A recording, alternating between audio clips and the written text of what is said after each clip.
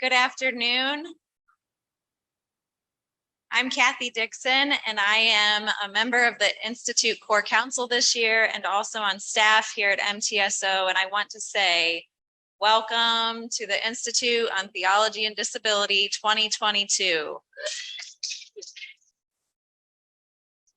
We made it. We've made it. It's so good to be together again. Can we just take a moment to enter the space with gratitude, because we are doing it. For whatever reasons you are here, whatever you bring, whoever you are, and whether this is your first institute or your 11th, we welcome you. The Institute and the rest of the world did not have plans to take a break from our gatherings over the last 2 years. So much has happened in that time. We acknowledge that. Changes, sickness, loss, even new opportunities for many in this community. They've all been a part of this time, but we are here today. I'm going to get to some ITD housekeeping logistics and introduce Bill, who usually gives those at the beginning of every institute. But first, I'd like to introduce the MTSO president, Jay Rendell, who would like to give his welcome to this group.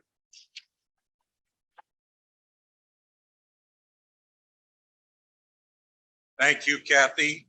We have heard something about this event in this group from Kathy. So good to have you finally here. Do want to give you a word of welcome to MTSO.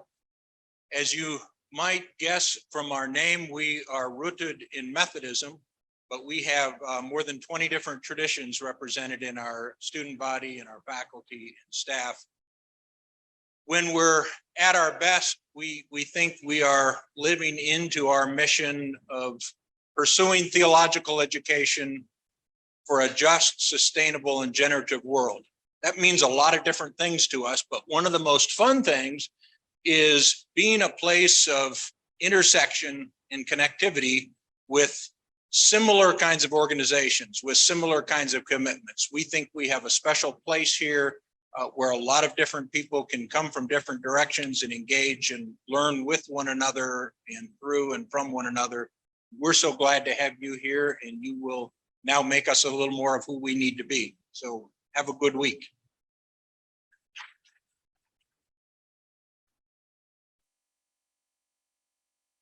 Thank you, Jay. Thank you to the MTSO faculty, staff, and students who have really been behind the scenes working and helping to get this ready for this week. So you'll get to meet some of them later, but feel free to enjoy our campus while you were here.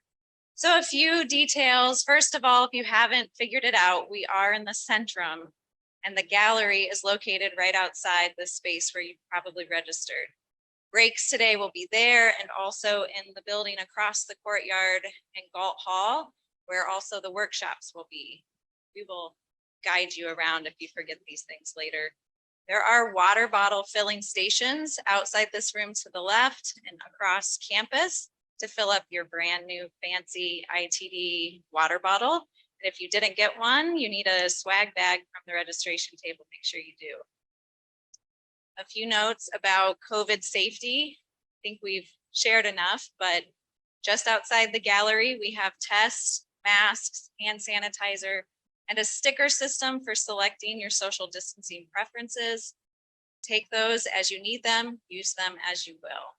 We will mask indoors, and obviously while we're eating, we'll remove them. If your preference is to eat outside, there are eating options behind the dining hall and also out here in the courtyard under the tent. If you have not yet shared your vaccination info with us, please see someone at the registration table to do that. And some random things, we always have them. If you do not want your picture taken this week, please let me or one of our registration staff know. We will be around taking the pictures that we do throughout the Institute to try to capture the week, but we will honor your preferences. Some of us take more pictures than others, but I will not mention any names. Due to a peanut allergy, a severe peanut allergy among us, we ask that we all avoid eating peanuts when we are socializing or indoor spaces. Anyone who would like a brief campus tour to get acclimated to buildings and campus, Please meet Gabrielle Fields, who's walking in the back right now. On our admission staff and other things here at MTSO, she'll be in the gallery at 5 o'clock or whenever this ends today, so she can show you around a little bit more. There are books and resources available. We do have some of Bill Gaventa's vintage resources that you pulled. The history of ITD in the past. That's what I mean. I'm not calling you vintage, Bill. No, yeah, not doing that. But those books you are available. You can pay by card or cash. We do prefer card if you have it. Anyone with a blue lanyard can help if you get lost, but it's the Institute. We can help each other out. And also on the tables, there are bios for presenters, workshop descriptions, bios of the core council, and other handouts for access copies for presentations. I want to quickly introduce the core council that's with us today. We've been working hard throughout the year, getting Bill's wisdom wherever we can, and thankful for that. So core council, if you'll stand, Shelley Christensen, Keith Dow, Topher Endress, and Kathy Webb are here today.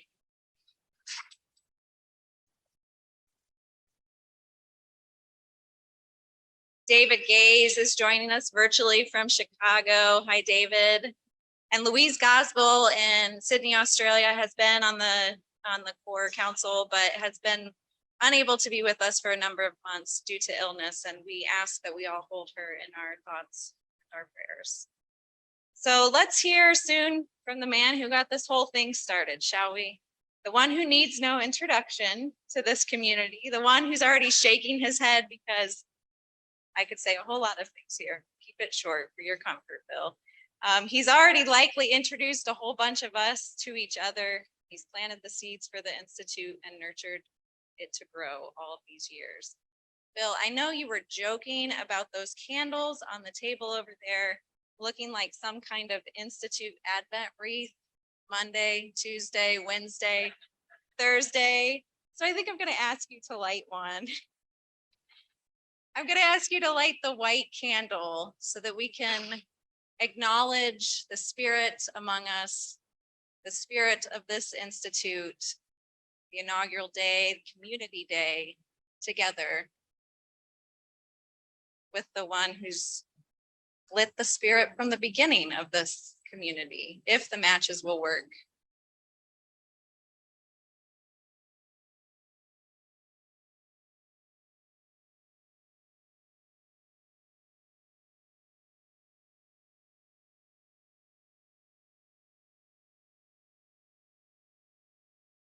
So let's welcome Bill and thank you for being here.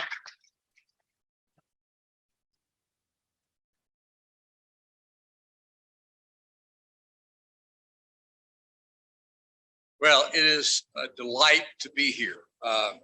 Today is my second time in this space. Kathy and others graciously invited me to come here, 5 years ago, something like that, for a conference that we did on ministry and theology and disability.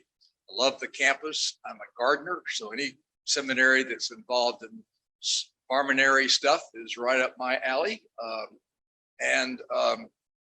So it's a delight to be here. And it's very strange to be here, not having to worry about every detail. Which is a delightful strangeness about that. But I'm so confident in this new council to say more about that. Today, this afternoon, is part of a dream come true. This has been around for a while. For us to have Rosemarie Garland-Thomson come and be part of the Institute.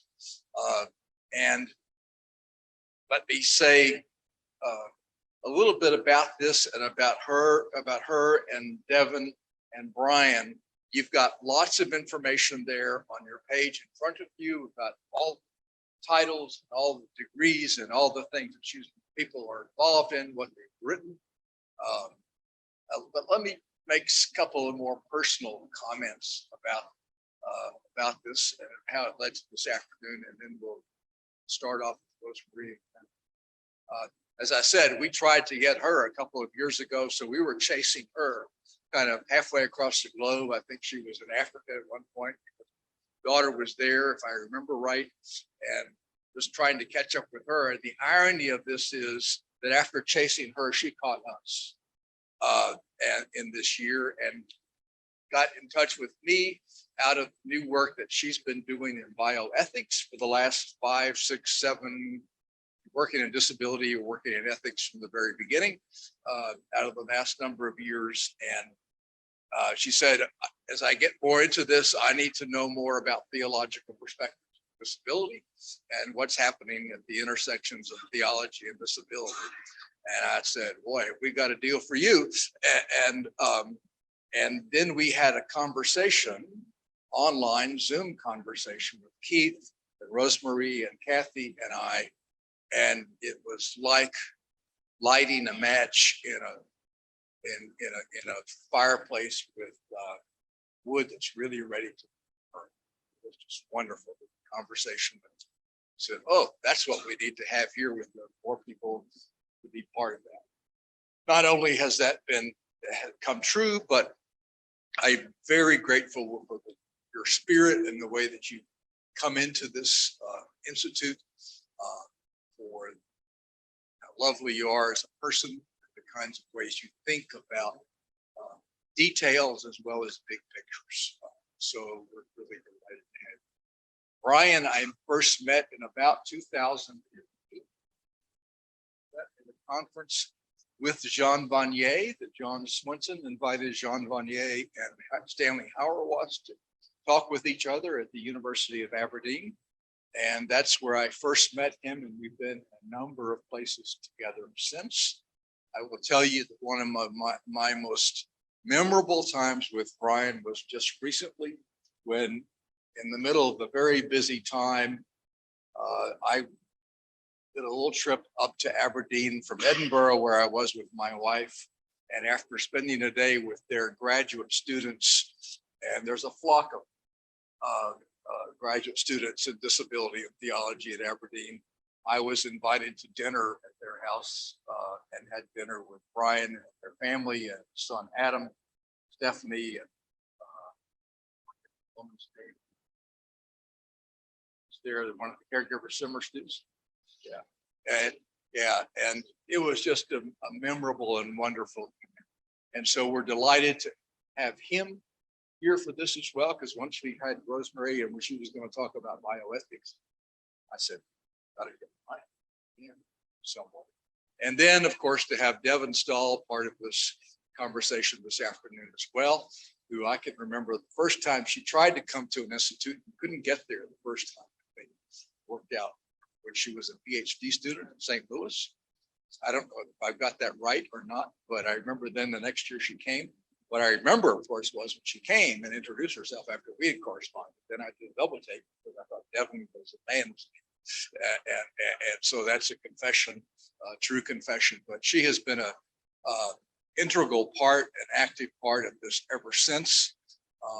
And I've been delighted to kind of walk along with her. She's now at Baylor University and helping to fulfill a number of dreams about Baylor taking more of a focus at a Christian university on disability variety of ways. And it's made an impact there already in 3 years, as well as having 2 young sons. So help me welcome all of them this afternoon. And after we do a welcome applause, Rosemarie, podium is yours.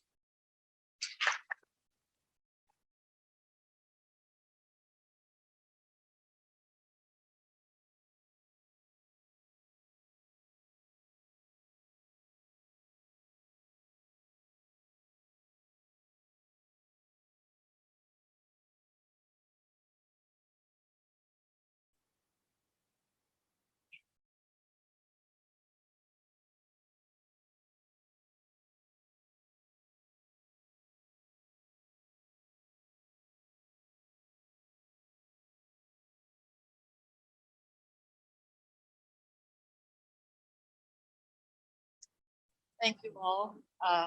Thank you for that generous introduction. Of course.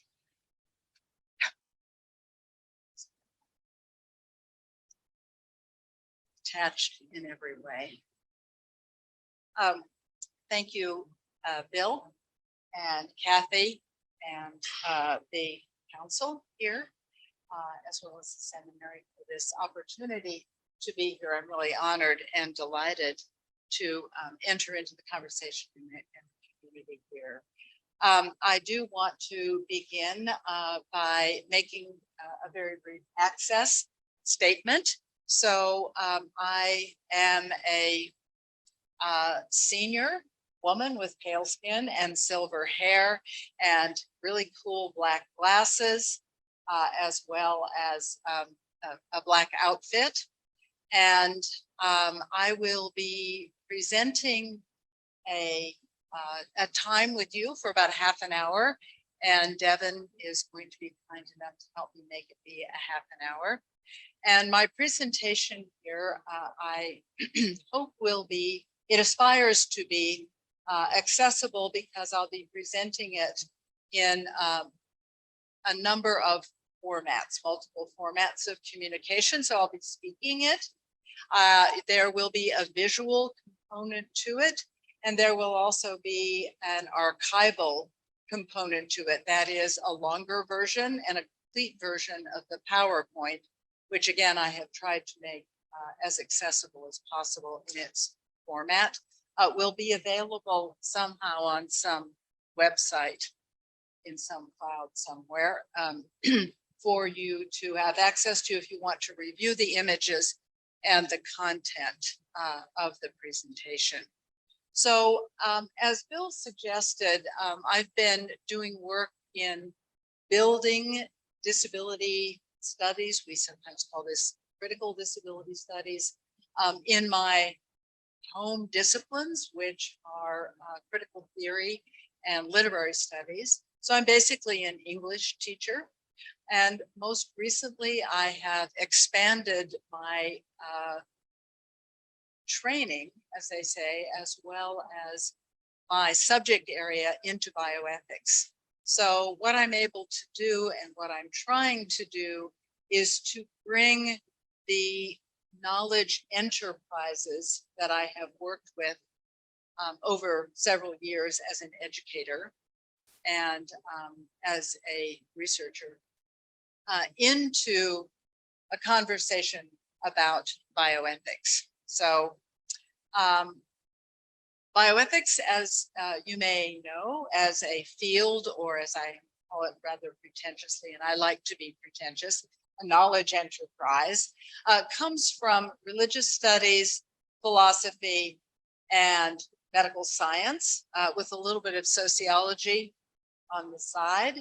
And there isn't much of a contribution in bioethics from the area that I work more fully in, which is what I call the narrative humanities.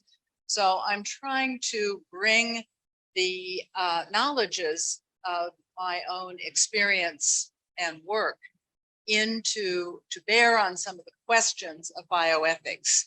So what I'm going to present is a little bit of a tour through some of the work that I do.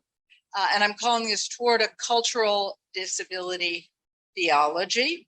And I want to say, of course, I really don't know very much at all about theology or religious studies, but this is what I'm hoping to learn from you here and from reading your work. And it's already been very, very generous. So I'm honored to be here.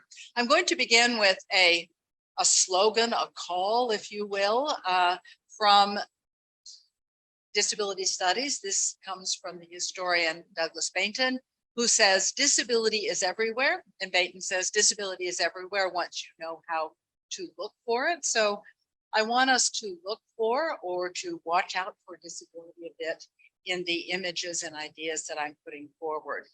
So I've developed a few statements or claims, definitions, if you will, about disability that I want to offer you at the beginning. One is, and I will read what's on the slide. That's my point in making this accessible, available in multiple formats. And that is the human variations that we think of as disabilities, I like to talk about it that way, are part of the human condition that occur in every life and family and are a theme in all art and culture. And I'm showing a statue of a family that has a person in the family of small stature or someone with dwarfism. And this is over 3,000 years old. The next claim that I have about disability, which is a definition in some way. Disability is a set of stories that we receive and remake about the human variations that scientific medicine consider as disability, disease, illness, and body-mind differences. Another claim, the lived experiences of disability give people and communities opportunities for expression, creativity, resourcefulness, relationships, and flourishing. Another claim, disability is an opportunity to explore, redefine, and make new stories about what it means to be human. So these are the foundational points, claims, calls that I put forward about the work that I have been doing and many of my colleagues have been doing in many in this room in terms of developing disability, cultural studies, and I'll talk a little bit more about the idea of disability, cultural competence maybe. Okay, I wanted to focus for the rest of my time here together on what I'm calling the moral work of cultural representation. So remember, I'm an English teacher, which means that what I work with is the cultural work of representation, the work of stories and narratives, what stories and narratives and various forms of what we think of as art and literature make in the world and do in the world. That's what I've suggested. And I want us to think a little bit together about what the moral work of this cultural representation might be. So some examples. This is what I'll be providing really for the rest of my time here with you. Some examples from literature, from performance and art. I like to begin with the founding story of Western civilization, and that is the story of Oedipus the King, which comes to us, of course, from Sophocles. And this is a story that is bookended by disability. You may recall that Oedipus begins his story, his life, with a wounded foot. He is exposed on the mountainside in hopes that he will not carry out the destiny that has been foretold from him. So he begins with disability, his narrative, and his story ends with disability. And I'm showing an image here from 1896 of a very dramatic theatrical representation of Oedipus tearing at his clothes after he has, Greek tragedy is a gory business, after he has gouged his eyes out, having discovered the truth of his actual fate. And so Oedipus's story begins with disability and it ends with his blindness with disability as well. And this is emblematic of the moral work as well as the narrative work on how foundational disability is in Western culture and many other cultures as well. Just a few examples. I'm showing here two images, one from the 1959 film and another from a 2011 performance of George Gershwin's folk opera, Porgy and Bess. And you may recall that Porgy is a so-called cripple. He's a man with a disability in Charleston, South Carolina. And the romance of Porgy and Bess turns on the fact that Porgy is indeed a man with a disability, a cripple. And these are wonderful images. Another example from sculpture. On the right, I'm showing an image of what I call the most famous double amputee in all of Western history, and that is the Venus De Milo. And on the left, a updated version of the Venus De Milo, which is from 2005. It's a white marble statue, much like the original, done by Mark Quinn, and it's called Alice and Lapper Pregnant. And it is a nude sculpture of an armless, and in this case, also a legless woman. And the inflection that Mark Quinn has given Alison Lapper pregnant is that Alison Lapper is indeed pregnant. And this, of course, is a very evocative and was a very controversial figure for public conversation about what we now might think of as bioethical issues. One of the most important figures in the entertainment world is Peter Dinklage. I'm showing here an image, 2 images of Peter Dinklage, who is my favorite actor, as well as I think our most disabled actor. Dinklage is a person with dwarfism, or a person of short stature. And he has starred in Game of Thrones, which is apparently a wildly popular television program. And he is on the left, and I love this image, shown in a suit with the proper kind of facial hair and hairdo, looking really great. And Maureen Dowd, who's that snotty columnist for the Washington Post, who I sort of like and sort of don't like, did a great profile on him, in which she called him, and I think she's just exactly right, America's first dwarf heartthrob. So there is much disability story, as I suggested. Narratives of disability, I think, are potentially transformative in the world. And here are just 2 examples of some of the short, teachable, and accessible stories about disability written by people with disability. Alice Wong's book from 2020 called Disability Visibility, and the collection of the pieces that appeared in the New York Times. I think there are about 70 of these, edited by Peter Catapano from the New York Times, who works there, and I edited this with him. And these essays are collected and organized in this 2019 book, which we entitled About Us. Another design element that has transformed the built environment and the world that we share together, and that is the pathfinding symbol of International Symbol of Access, the blue stick figure, wheelchair using stick figure that I'm showing on the left, and the updated, which I think is interesting, and of course, as always, controversial, figure of the more dynamic wheelchair user by Sarah Hendren, that suggests the agency that disabled people have been able to occupy and take on between 1968, when the first access symbol was designed, in 2010. So I think this is emblematic of the transformation of the world that has come through disability access, integration, and desegregation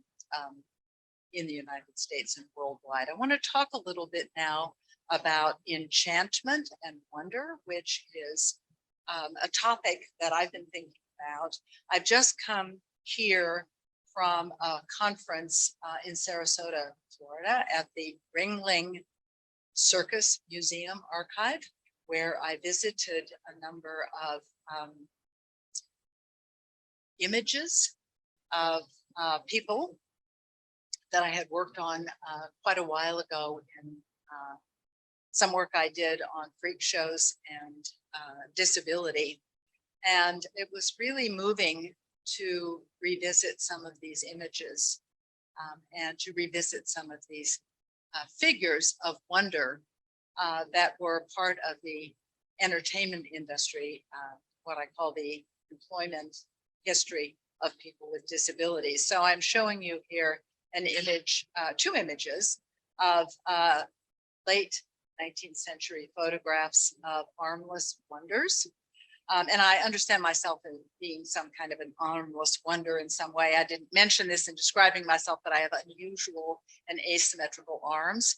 And so people like Anna Leek and Charles Tripp are my forebearers in some ways in the world of public space. And they're shown here in their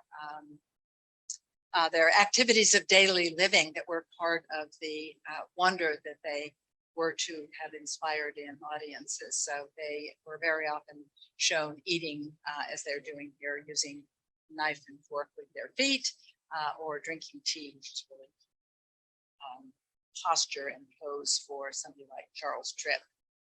A more recent entertainer, and that is my colleague, again, a sort of armless wonder along with me, and that is Matt Frazier from American Horror Story, the Freak Show season from 2014.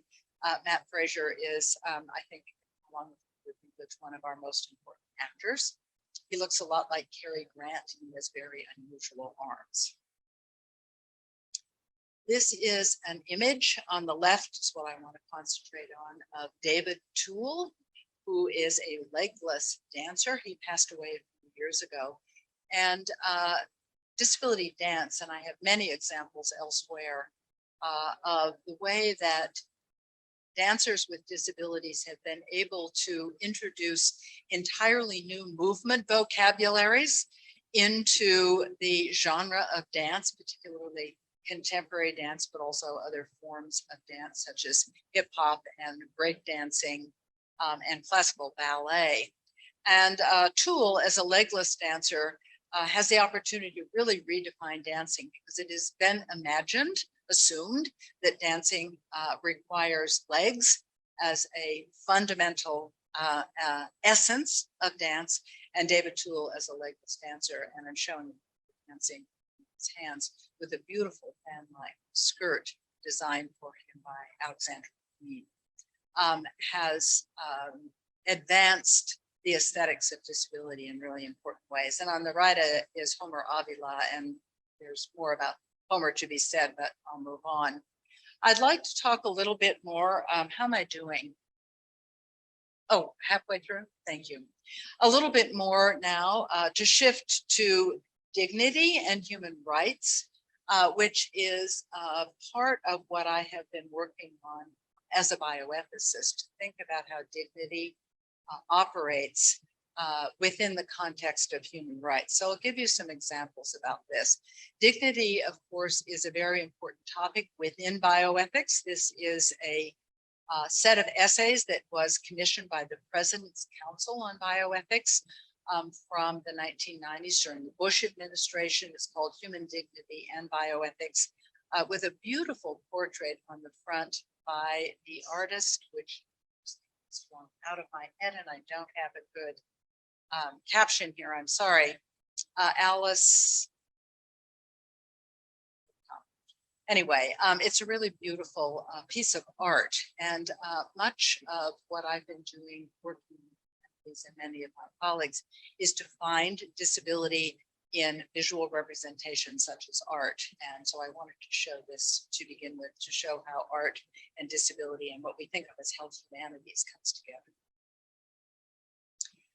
This is Eleanor Roosevelt holding the 1948 United Nations Declaration on Human Rights, which I take to be the inaugural covenant of bioethics. It comes out of the recognition in the Holocaust that science and medicine has deeply discredited, offended, and destroyed much of humanity. And this premise of radical equality that is built in to the entire human rights movement beginning in 1948 is crucial to bringing forward disability justice and disability legislation. And I'll talk a little bit more about that later. Part of this discourse of equality and justice and civil and human rights is brought forward by Helen Keller. And I wanted to show this in particularly because my colleague Sage Cole has joined us for the next several days. And Sage is a pastor of the Swedenborgian Church in Cambridge, Massachusetts. Let me make sure I've got this right. And is building a Helen Keller Center. And we'll be talking about that a little bit more. Helen Keller is a really important leader and figure in our field in terms of writing and also in terms of her political and social positions.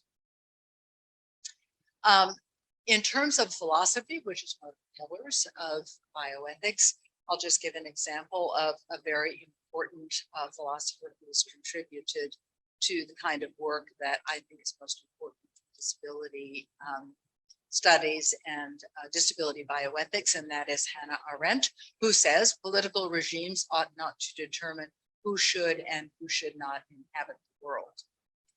So one important element of disability justice and disability politics is the civil and human rights movement. I'm showing here an image of the disability rights movement, the typical kind of activity, and that is a protest movement out in public where people with wheelchairs are displaying a banner that says injustice everywhere is a threat to justice everywhere. And this is a quotation from Martin Luther King.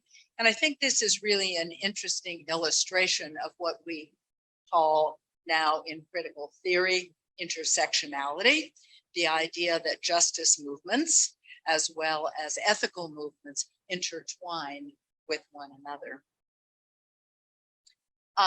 Part of what has come forward in the mid-20th century human and civil rights movements, of course, are specific what I call covenants. So the United Nations sets of declarations are covenants, but in the United States, the Americans with Disabilities Act, and many of the other, of course, legislative initiatives that have sought to desegregate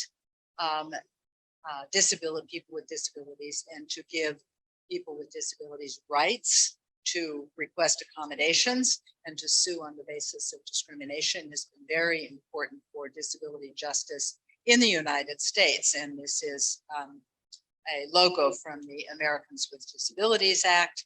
And then in 2006, we have, of course, the United Nations Convention on the Rights of Persons with Disabilities, which is a continuation of the 1948 Declaration on Human Rights that I showed you with Eleanor Roosevelt holding this up.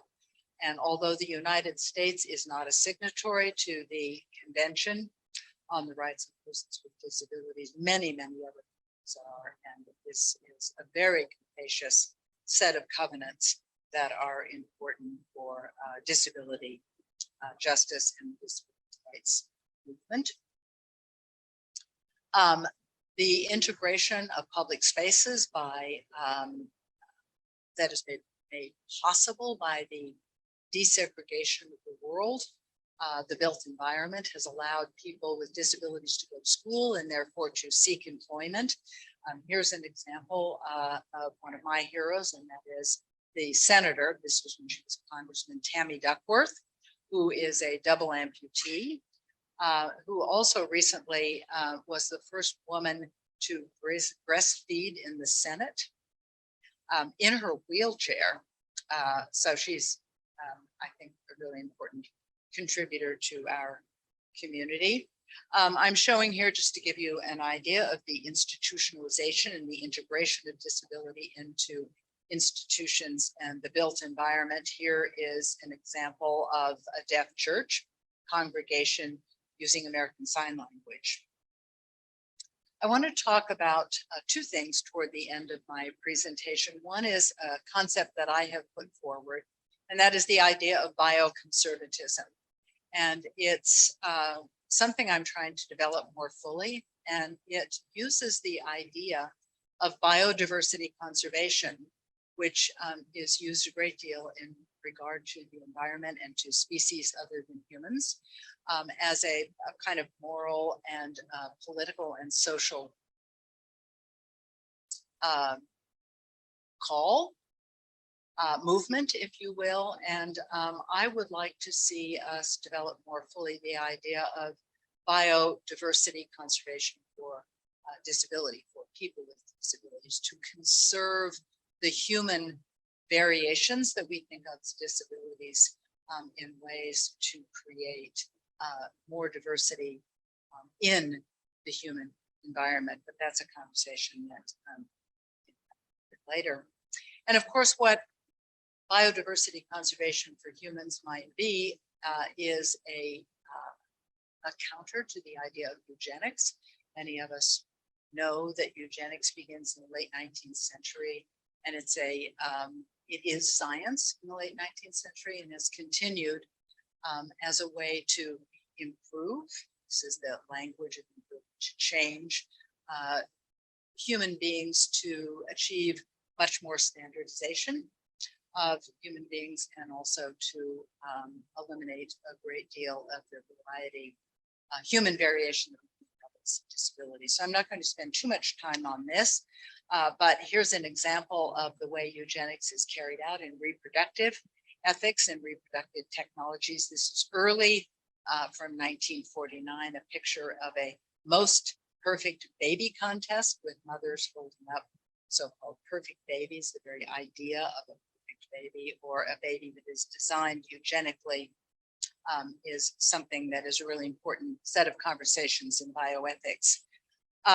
Some utilitarian philosophers, such as Peter Singer, have made the argument that disability and babies, children, newborns with disabilities ought to be eliminated on the basis of reproductive liberty from the world. This is a 1985 book cover by Peter Singer, and I quote from the book, "We think some infants with severe disabilities should be killed." It's a very important ongoing ethical conversation within bioethics. 5 minutes, okay. Jorgen Habermas, another philosopher whose work is very important here, just an example here. Habermas, who talks about the commercialization of reproductive and medical technologies in important ways. Disability Bioethics, a book covered here by the English bioethicist Jackie Leach Scully.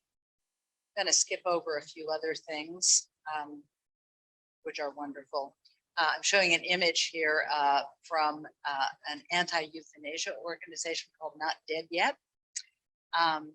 That is really quite an important advocacy, single issue advocacy organization that works against euthanasia. Again, I'm not advocating for these positions particularly, but being descriptive about the initiatives that are coming forward. I want to end by talking about a project that I'm working on, and it involves care ethics. Care ethics has been developed within philosophy, particularly feminist philosophy, as well as a variety of other places. In my world, by 2 philosophers, most prominently Eva Feder-Kete and Leisha Carlson. Eva wrote Love's Labor, and Leisha wrote The Faces of Intellectual Disability. I highly recommend this work. And I'm going to skip over some of my definitions of care ethics because I want to get to the project that I'm interested in and share a couple of images with you. In terms of care ethics, what I'm interested,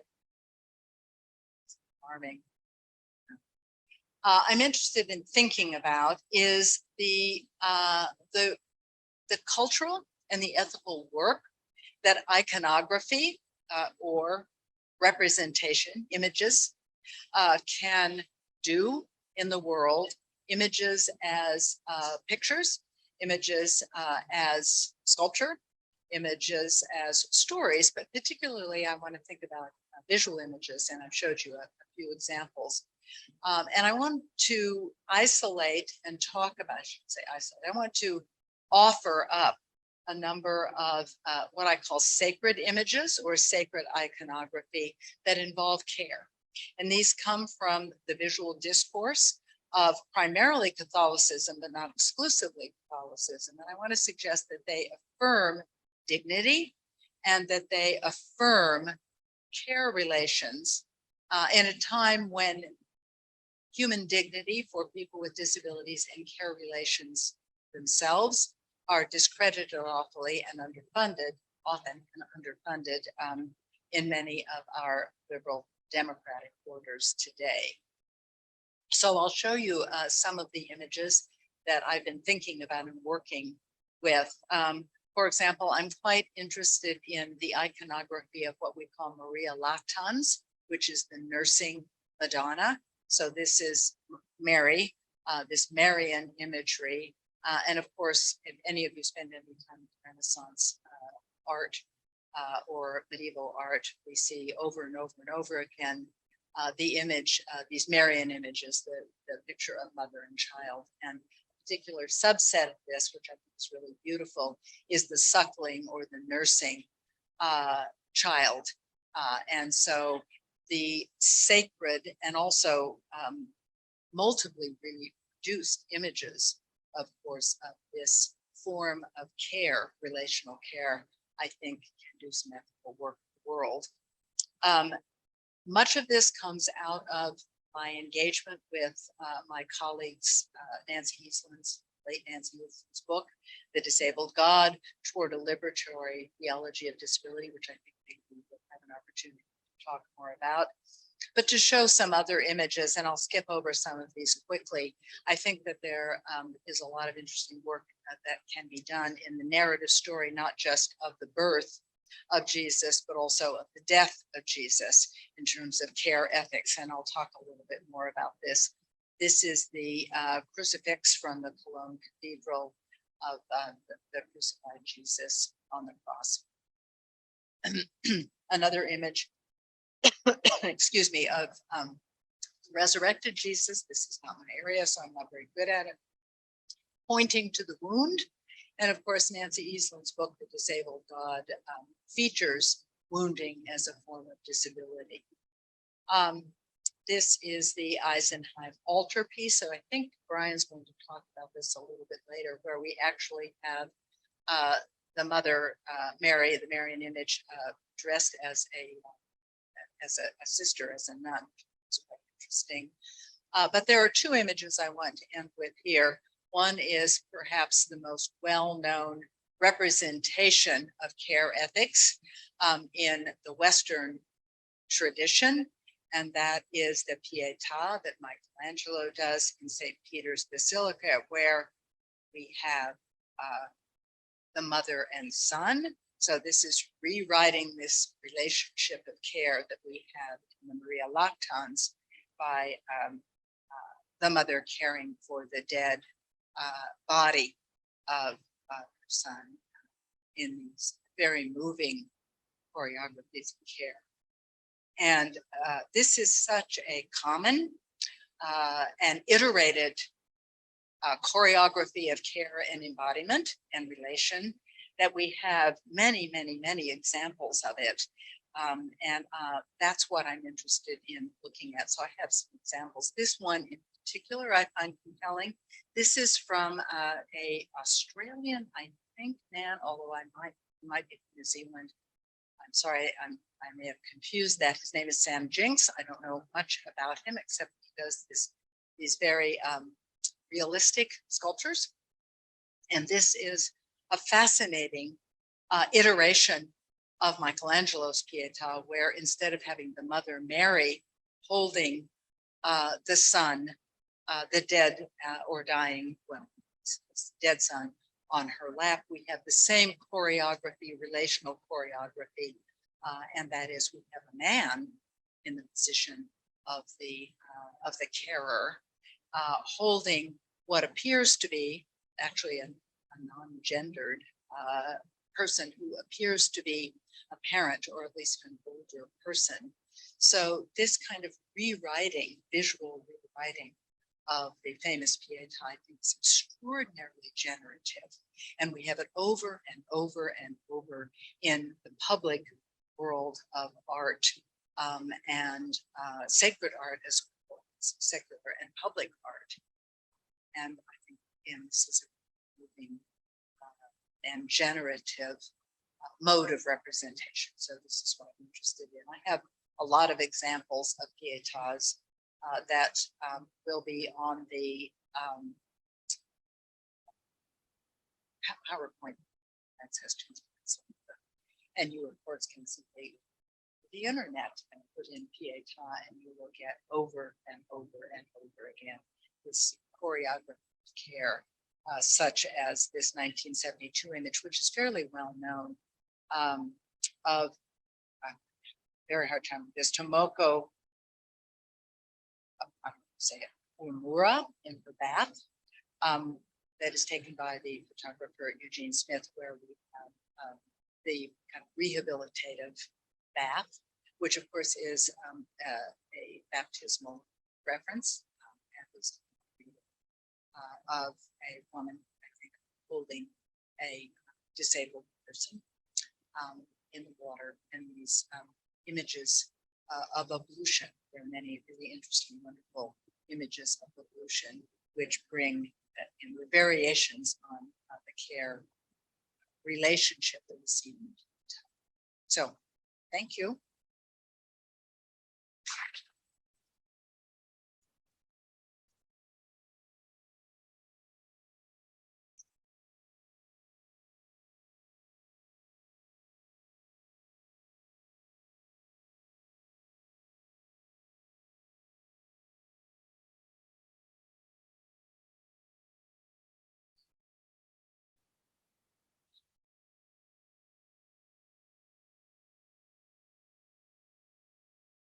Thank you, Rosemary. It's marvelous. Appreciate it, especially.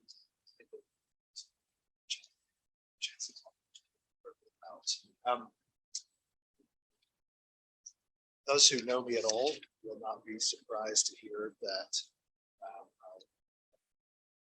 I lost my bags on the way here, so I only have with me the really important stuff, which is books. In this case, Rosemary's book, Staring, How We Look, which is her first book. No, it's the first book that I'm working backwards. I'm really going to really homage to that work and its connection with her today.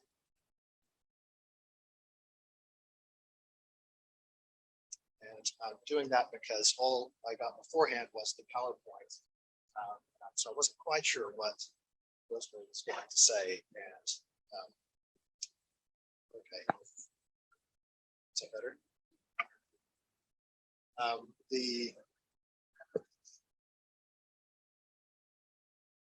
Oh yeah.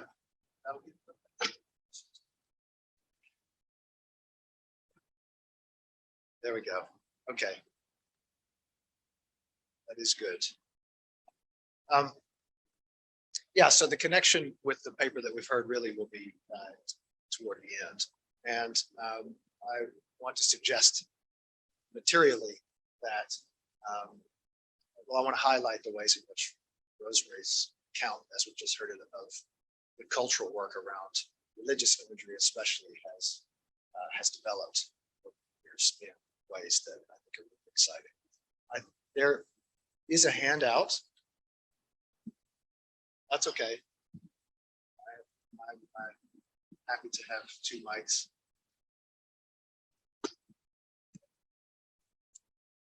Okay, all right.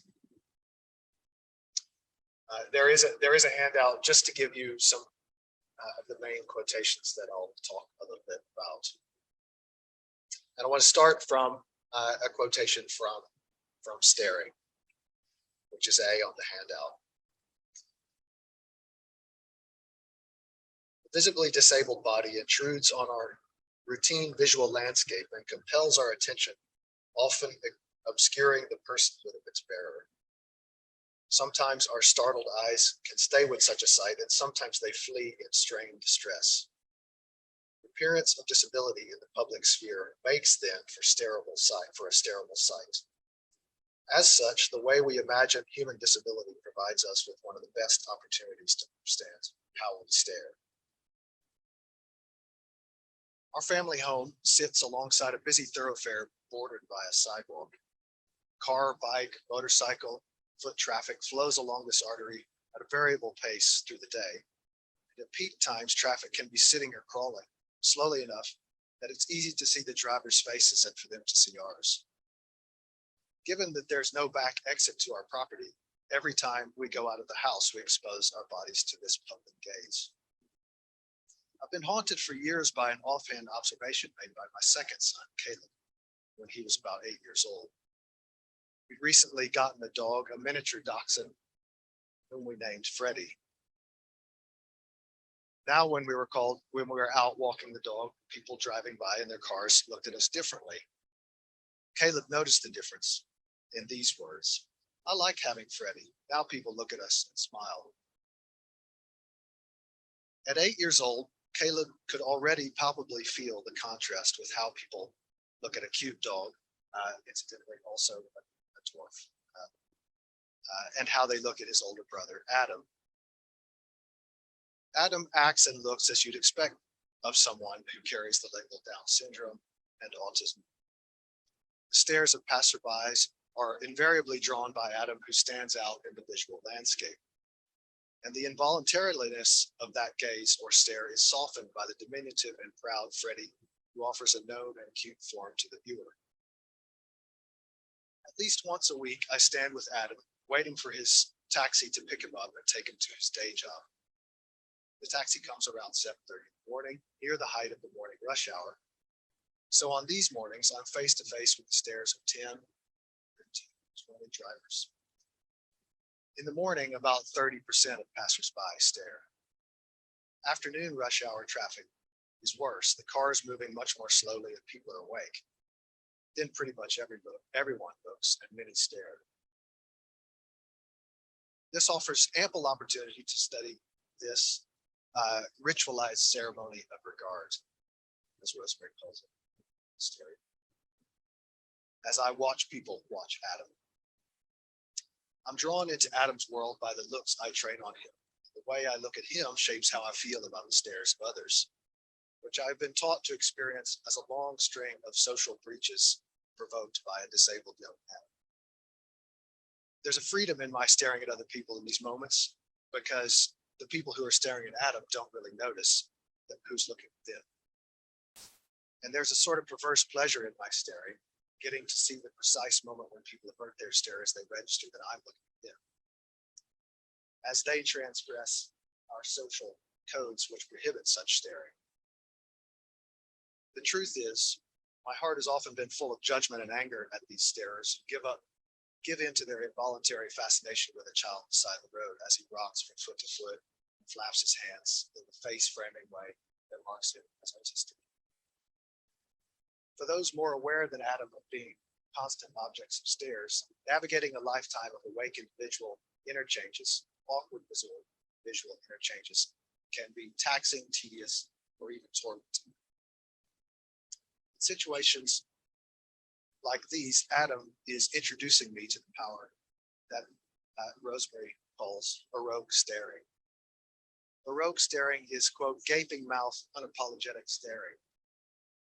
So far as I can see, Adam himself does not stare and is unperturbed by being stared at. Lives with grace without one of the signal freedoms held out to us by our normalizing form of capitalism, the freedom to be inconspicuous. Again, Rosemary's term. My main interest in this response is to highlight what I take to be the most profound insight of Rosemarie's work on staring. Her suggestion that baroque staring is the form that wonder takes in our society, and so a promising site for human transformation. Staring encounters, in short, may become sites of empowerment. This is the second quotation on your handout B. Singled out as alien, a staree is at once cornered and empowered. After all, the sight of a staree has brought the starer to his or her cognitive knees. Because baroque staring indicates wonder rather than mastery, it can lead to new insights. Mastery closes down knowledge. Wonder opens up toward new knowledge. Mastery dominates stares. Wonder places starer and staree in dynamic relation. It's both a verb and a noun. Wonder names the object and act of staring. To wonder means to want to know. A wonder is a source of knowledge. Baroque stares exceed then interested looking. A literally gripping sight provokes baroque stares even in our contemporary moments. In other words, we still wonder and wonders. In inviting us to see baroque staring as containing a germ of transformative wonder, Garland-Thomson's analysis of staring reveals to me my own tendency to assume defensive or even aggressive posture toward against starers. What she is proposing here is that the stares of others should prompt us to think more creatively about how to harness starers' staring encounters on behalf of the starees. Her invitation to seek a more generous and generative response to staring is one that pushes me to go further into my own previous theological emphasis on the transformative power of wonder. In this capacity, in this way, Adam's capacity to evoke constant stares has very effectively generated what Rosemarie calls self-critical questions in myself that lead to insight. So following Adam and Rosemarie's lead, I might learn not to be angrily resistant to the stares of others, but to see those stares as a starting point for inviting starers into relationships that are more open, diverse. Quote, we say something to one another when we stare, Rosemarie notes, a claim she draws from empirical psychological work on visual communication in book staring. This is an insight that also strongly resonates with the theology of communication. A very brief section on theology of communications, the second part of staring across. Garland-Thomson's ethical proposal in staring gets rooted away from engaging Christian theology in the book Staring by a contestable theological claim, which I think she may have moved beyond, but I think it's worth recounting here just to remind ourselves of one of the main ways that people have often thought about religious depictions of suffering. The ubiquitous representation of the mutilated, dead, suffering body of the crucified Jesus in Western iconography does not command us to work toward the social justice that will eliminate such suffering. In fact, the scene of suffering asks us to accept and transcend human pain, to endure rather than fix it, even to celebrate it. Susan Sontag rightly observes that such depictions, quote, could not be more alien to modern sensibility, which regards suffering as something that's a mistake or an accident or a crime, something to be fixed, something to be refused, something that makes one feel powerless. If, however, Christians understand the cross as the icon of God's personal investment in bringing life to the rejected, broken, and outcast, it becomes easy to see how the visual activism of people with disabilities might be a form of harnessing the stares of people to show them a liveliness, beauty, stigmatizing gazes. Recent studies of attempts to integrate people with disabilities into schools and workplaces suggest that the main obstacle to integration of people with disabilities is the aesthetic emotions non-standard bodies trigger in able-bodied peers, which research also shows to be much deeper and more intractable than subjective biases against other genders, races, and sexualities. And D on your handout is kind of references to that effect. Given our aesthetic world, how then does the beauty of the one who hung deformed upon the cross, but his deformity was our beauty, become once again alive to us?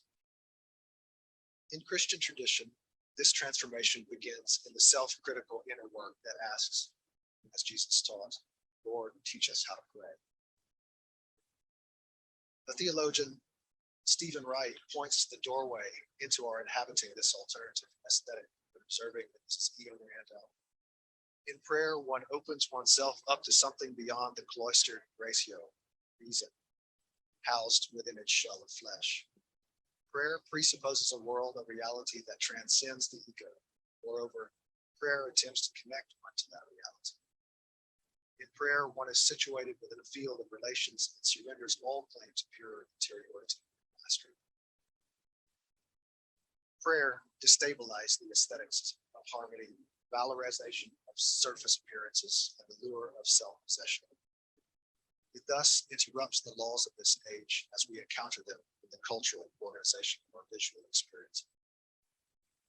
Praying is a work in which we open ourselves to self-discovery as convicted and judged, so unsettled in a way that allows aesthetic metanoia, which is just the Greek term for transformation. And what we need is the transformation of our aesthetic perception. The turning around that the biblical language of metanoia includes is the condition for our being enlisted as a partisan in the work of the Trinitarian God who desires to pour out mercy on all flesh. What does it mean for Adam and I on the street waiting for his taxi in the morning? It means that I must first experience people's stares as an invitation to repent of the ways my society has taught me to see their stares as nothing more than a moral breach. The way I look back can hold out forgiveness and welcome their moments of embarrassed realization rather than judgments. I can, rather than shaming them, help them save face. To do so is to live with my neighbors who stare in a manner that's faithful to the truth of my joy in Adam and his seemingly effortless power to enlarge the visual landscape. Welcoming the Baroque starer is a preamble to new and enlarged relationships in which people like Adam have become welcome regulars. This alternative way of relating to my neighbors who stare lives in hope that starers might, in this moment of Baroque wonder, be drawn into seeing the peculiar beauty cast by the cross on all of reality.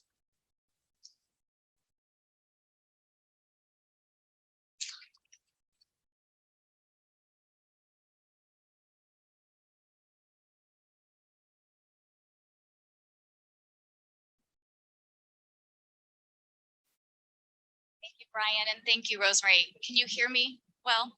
Okay, good. So I am a tallish woman, somewhere in between Brian and Rosemarie. I'm wearing a red top and yellow pants, long blonde hair. So thank you, Rosemarie, for your reflection, for being with us today. So many of us here, including myself, have been tremendously influenced by your work, and we're excited that you're making these connections with theology. And then Rosemarie and I were talking last night. I, as a graduate student, had the audacity to invite Rosemarie to be on a panel with me at a conference. I'm just a graduate student. She doesn't know who I am. And I thought, she's a hero of mine. You know what I'll do? I'll invite her to be on a panel with me at a very prominent conference, which is something that most people like Rosemarie would say, no, thank you to, if probably not email you back at all. But she did agree. And she sat on a panel with me at a big bioethics conference. And I will be forever grateful to you for that and our friendship over the last 10 years. I can't believe it's been that long. It's been about 10 years since we met. So when I was a graduate student, I don't think I realized how fraught the intersections of disability, bioethics, and theology can be. So in her talk, Rosemarie almost sounded as if these are easy connections to make, right? It's obvious that bioethicists should be interested in disability. It's obvious that then we can incorporate this ideas from theology into this. But at least in my experience, these can be tenuous kind of conversations. Bioethicists are often skeptical of religion. Even though many historians agree that the field of bioethics was begun by theologians, there remains a fear that religion is too divisive to be useful. Even though if you've ever met a philosopher, you might know or gone to a philosophy conference, that philosophers don't give us some sort of agreed upon morality that we can then move forward with. That would be absurd if you've ever met a philosopher, or better yet, two philosophers trying to engage in discussion. Still, theology is thought to be particular, and what bioethics would like is some agreed upon norms that traverse particularity. The field of bioethics does not often prize the kind of intimate care ethic that Rosemarie has provided us in her presentation. Moreover, many of the prominent figures in bioethics promote a soft, or as Rosemarie sometimes calls it, a velvet eugenics. They do not advocate for forcibly sterilizing unfit members of society, but they do argue for responsible parenthood demanding genetic technology, and that a quote unquote dignified death means avoiding disability at the end of life. Moreover, many bioethicists hold a medical model of disability that sees disability as an individual problem to be fixed. And not, as Rosemarie presents it, a kind of cultural phenomenon that prizes some bodies above others. Rosemarie's insistence that disability ought to be preserved or conserved is rejected by many bioethicists. So, bringing these discourses together, I sometimes call myself a disability bioethicist theologian. I was debating how to order those words, but for now, I'll just say disability bioethicist theologian. So what does that mean? So building off of Rosemarie's work, I want to speak to just 3 ways that bioethics and theology can be brought together to advance each of our fields. So in brief, what it means is advocating for the disabled in our healthcare system. It means reckoning with my tradition's past embrace of eugenics and failure to advocate for the disabled, and finding resources in my tradition for thinking or rethinking our human nature so that we can honor the lives of disabled people. So first, as a bioethicist, I love case studies. So I want to briefly discuss one case that I became involved in last year. You may have heard about it. It was a case of Michael Hixson. So Hixson was hospitalized in Texas soon after the pandemic began. A decade prior, he had been in an accident that left him with a traumatic brain injury and paralyzed from the waist down. He needed 24-hour nursing care and lived in a facility where his wife and 4 young children would visit him. COVID hit Mr. Hixson hard, and it was clear early on in his hospitalization that he would need intensive care. But shortly into his stay, however, his wife began to receive pushback from Mr. Hixson's physicians about how much care he was receiving in the hospital. Mrs. Hixson began recording her conversations with physicians because she believed that they were trying to limit her husband's medical treatment because he was Black and because he was disabled. And she was right. On a recording that made headline news all over the country, Mr. Hixson's doctor can be heard saying that his quote unquote quality of life was too low to receive more treatment. You mean because he cannot walk and he cannot talk? She asked. Yes, the doctor replied. And Mr. Hixson died not long after. So what does a disability bioethics theologian think of this case? First, as Rosemarie hinted to us in the beginning of her presentation, you must see the intersectionality here at play. Mr. Hixson is a poor Black man with an obvious disability.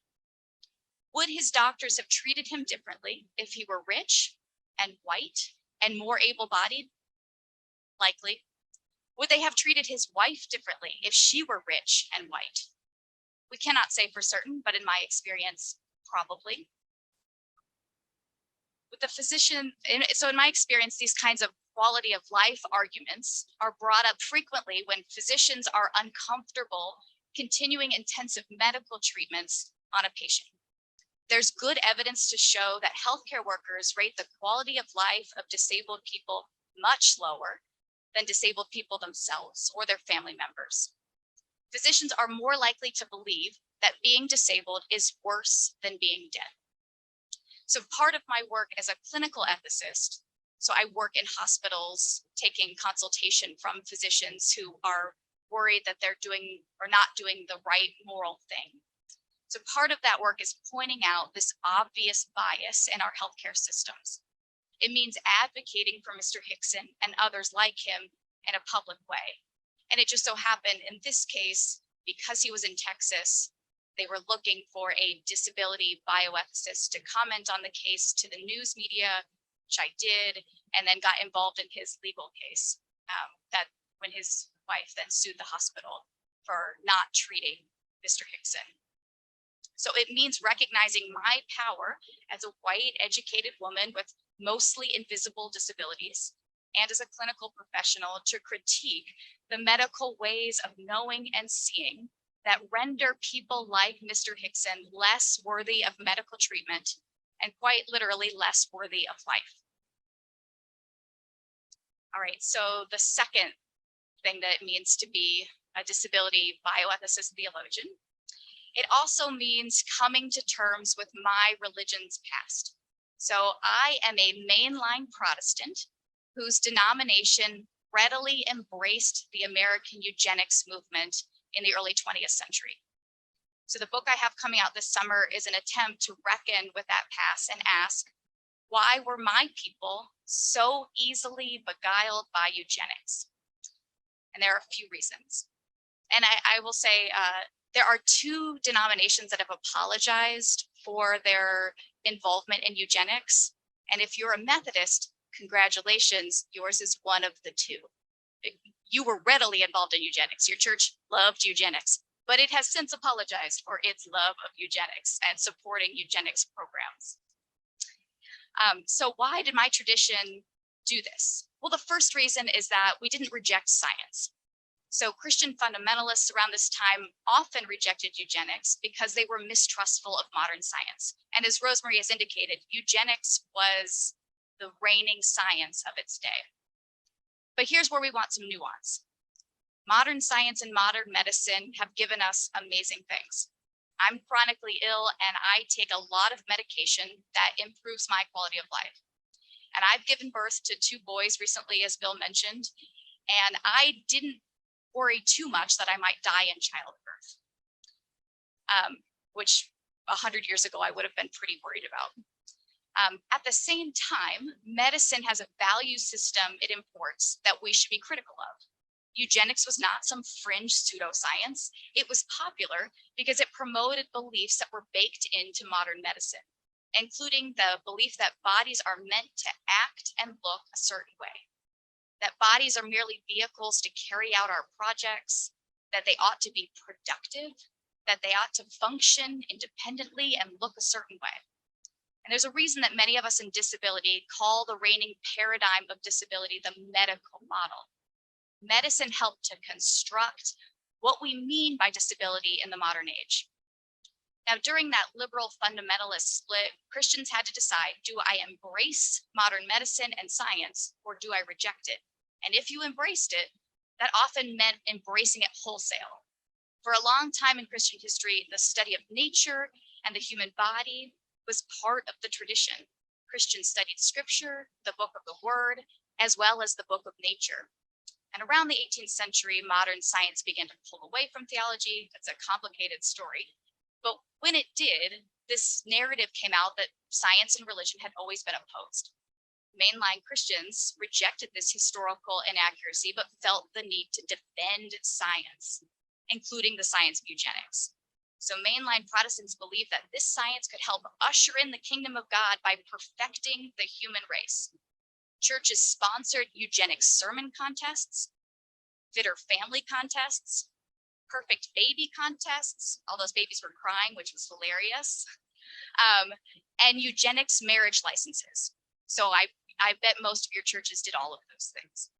So as far as I'm aware, like I said, only 2 denominations have apologized for their participation, the Methodists and the United Church of Christ, which actually didn't even exist at that time, but felt like it probably had some roots there. So it should apologize too. Of course they did. So to be a disability bioethics theologian is to be accountable to this past and to see where it might still linger in our church. Does your church have statements on genetic technologies? Many do. If you're a Methodist, you have a statement about everything, and you have at least 4 about genetic technology. And many of them are troubling. You should read them. Yeah. Read them and then read them alongside the statements they have about disability and see if they cohere in any meaningful way. Do your pastors preach about the disabled God? Does your church have a disability ministry? Is it set apart from the normal ministry? Does your church welcome people with disabilities? Is it afraid to say the word disability? And finally, beyond being accountable to our past, we must also recognize what theology positively offers to disability ethics. So Rosemarie has given us one avenue with the powerful images that she has shown us that reveal illness and disability in new ways, that intimately associate the woundedness of God's own body with the woundedness of our own bodies. And building on the work of Nancy Easland, disability theology offers a new way of seeing humans and a new way of seeing the divine. But Christians also offer to disability ethics an alternative anthropology, or the way we talk about what it means to be human. In opposition to Enlightenment ideals about bodies that are independent, autonomous decision makers, the classic Christian tradition demands that we see ourselves as part of a dependent creation. We depend on God and the rest of creation for our livelihood, which means that we are not our own. Our bodies are not to do with as we please, but are gifts from God whose ends are in God. And while we tend to want to rank those bodies, saying some configurations, some sexes, some races are better than others, we are told that all human beings are created in the image of God and baptized into the body of Christ. We don't begin as blank slates. There's already meaning and purpose to our embodiment. I'd love to talk with Rosemarie and Brian more about this vision of the monster that she hinted at just a little bit in the presentation, because we all have this interest, especially about what it means that some bodies seem to disrupt the natural order of things. Some bodies cause us to stare.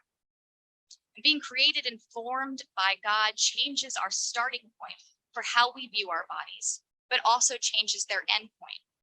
The point of our lives is not to merely fulfill our personal desires that we ourselves determine. Our destiny is to be with God forever, to be friends with God. And the vision of that is something like a banquet in which the poor and the lame and the blind come together to participate in a divine feast. We can perhaps discuss later what this vision means for disability in heaven, but in the very least, it means disabled bodies are not rejected by God or forced to conform to some sort of human vision of beauty and perfection that has little to do with the resurrected Christ. So being a disability bioethicist theologian means then, I guess my time is up, recognizing where our culture fails disabled people, being accountable to our past, and reimagining what it means for us to be fully inclusive. And hopefully that's enough things that I've said to get our conversation going. Thanks.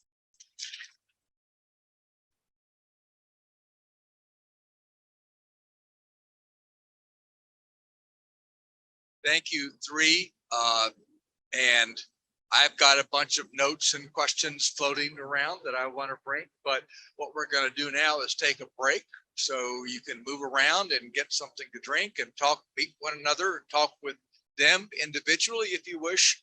We're going to come back together and then let them respond to each other, and then we're going to pull everybody into the conversation. So there's another theme I picked up on, I think would be interesting, and I'm sure lots of people are interested in this idea of staring at that you brought up, Brian, based on Rosemarie's work. And it occurred to me only when you were speaking that I think what we maybe all share from a different perspective, being stared at or being stared at because of your son, ways that your son stared at. I've written a little bit about the ways that my physicians look at my MRIs rather than looking at me, because that's the place they get to see my illness, that, you know, this is the disability, and I have to get those at least once a year, usually more, so that they can track my disease progress. But what I noticed is that they tend to look at that first. And in fact, sometimes don't ever look at me. As soon as the MRI comes up on the screen, that's the primary gaze. That's what they're comfortable looking at. That's the sort of stare that the medical stare that they're more comfortable with. And I wonder if, I don't know, just I'm thinking about the ways that the staring works for me in that space, because in other spaces, I don't get that because I usually don't look disabled. So I get it in those glimpses, but I don't quite get it in the same way that you're describing, Brian, in that sort of more everyday occurrence. And that Rosemarie, you've written about so eloquently. But I I guess I just to throw out there that I think that's an interesting point of convergence to hear you both kind of riff on this sort of the staring modality and when and where it happens. And of course, Rosemarie wrote the foreword to my book where I talk about this and the ways in which my sister has incorporated my MRIs into her artwork and then tried to make them a fuller picture of who I am in my experience through art, which has been a really transformative experience because that the gaze becomes different. It almost becomes an icon. It's the way that you wrote about it and the way that I've begun to think about it. It almost sacralizes the image in ways that's been transformative to the way I see like quite literally how I see myself. And I wonder if there's other ways that we might, the stare, and you kind of were getting at this, that it can become a sacred stare.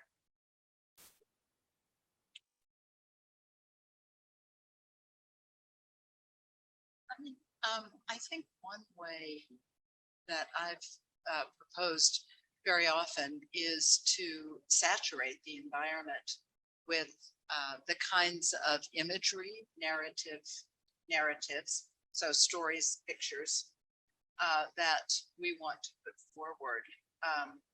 I showed a few images, but I'm imagining something like developing modules for various institutional spaces in what I've called disability cultural competence, but it could be, I'm just using that term because it's a term that's out there in medical education, not disability cultural competence, but cultural competence. But to think about cultural competence in the broadest sense in a number of institutional settings, and to do that through art, the arts in some way. For example, when I've been arguing that there should be disability cultural competence modules in medical school education, what people's response is, there's no room for anything else. Medical students do nothing besides, work long hours and memorize and do all this sort of thing. So I thought, well, how about getting the medical schools to buy paintings, the artwork that your sister has done, or I had some images done by my colleague, Catherine Sherwood. Surely you know her work. She uses her own brain images in her art in order to give new faces to other kinds of art. But there's so much progressive imagery that I don't want to use the word progressive, the kind of imagery that we would want to have that might have some transformative capabilities. Just some of those images that I showed of those pietas, pietas, invite medical schools to invest money in lining the walls with prints of these sorts of things so that the medical students are coming down the halls looking at wonderful representations of people with disabilities. I think that those kinds of projects might be a kind of quiet disability cultural competence to put forward. My colleague Riva Lehrer, perhaps some of you know some of her work. She's a portrait artist who has been painting pictures of people with disabilities, leaders from the community for many, many years. And she has quite a collection, quite a corpus of work.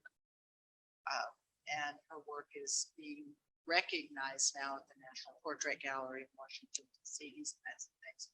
So to bring these images into the medical education place in the same way that churches have art and representation to do the narrative work that we wanted, that someone wanted them to do. I'm struck by a parallel here that I wanted to interject. When you said that people said there's no room to put it in the medical school curriculum. I know that place that I used to work at, one of the University Centers of Excellence in Developmental Disabilities, a number of them have tried to do some work with medical education. And there are places in New Jersey, the most effective thing they figured out was that there was the time in third year medical students, career training, that they got invited to a family's home who had a disabled child for dinner and spent time with them and maybe got a lecture beforehand and a time to respond after. But that was as much as they could get in. But I'm also struck by, as I've worked, a number of you have worked with theological education, that the same issue is there about people saying, how do we get disability into theological education?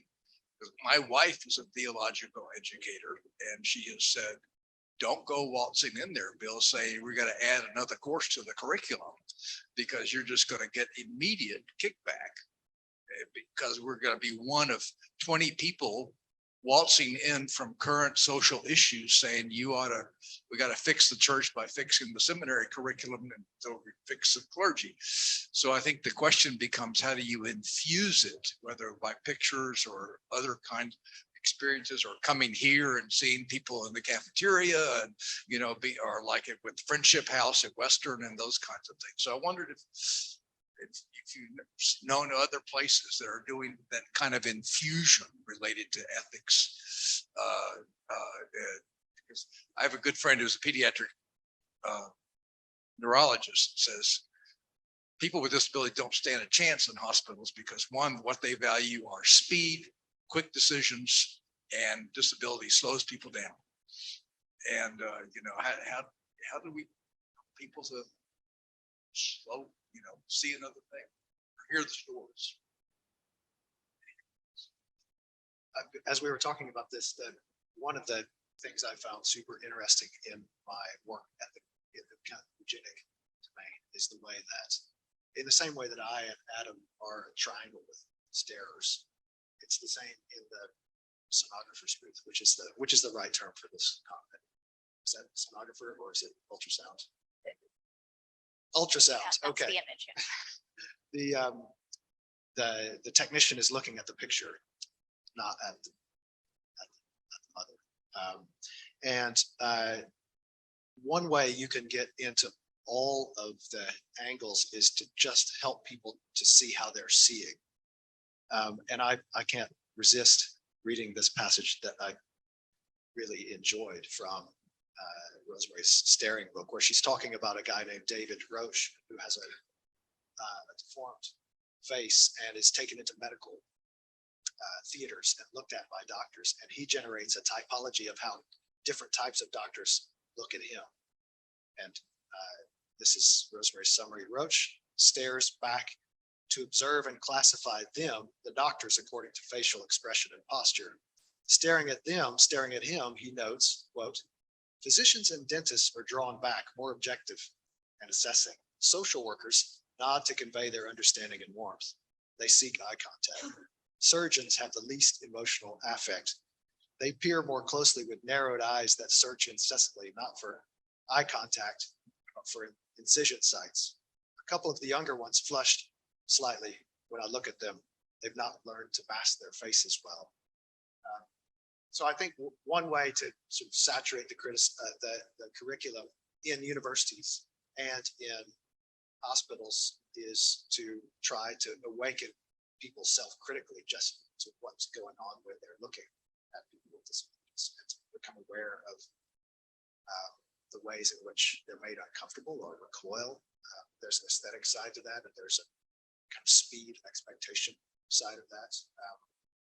In Aberdeen, John Swint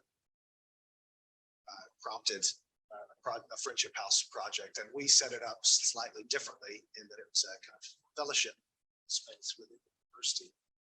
And there's another outreach, disability outreach, which is kind of helping relatively high functioning school leavers to kind of get up to speed in the job market, right? So it's speeding them up. Friendship House is an access point to allow university academics who see the world in a a speeding up way to try to see that there's more to that reality. And so that's one, I don't necessarily want to call it a kind of slowing down mode, but it's a diversity mode, and seeing how the diversity of humanity actually is richer than trying to weed out everybody who can do it in the fastest possible way. Is sort of built into the way we perceive every possible interaction, and somehow exposing that is quite. Well, for a while, there was the idea of the slow movement, the slow food movement and so forth had a lot of traction. I don't know where that's gone, but I think it would be a really good thing to revive in a post-pandemic world, because pace is one of the major factors in disability life, but also in defining what disability is. And to revive the idea of slow living in a post-pandemic world would be, I think, a really useful initiative. Some of the best work I've mentioned comes from the disability historians, and Douglas Baynton, Baynton, has written a book on immigration, but he also has a couple of essays and chapters about the development of time and the intermingling of how time is transformed by industrialization and how disability emerges as a result of that interaction. That would, I think, be very fruitful for some kind of a slow movement that could be introduced. And that's a way of kind of getting into disability in a stealth way when you're talking about pace and bodies to get to disability, not by starting out with it. Because I'm sure many of us have had the experience in any of our institutional settings or families or relationships where you begin with the topic of disability and there is a generalized reaction, and that is a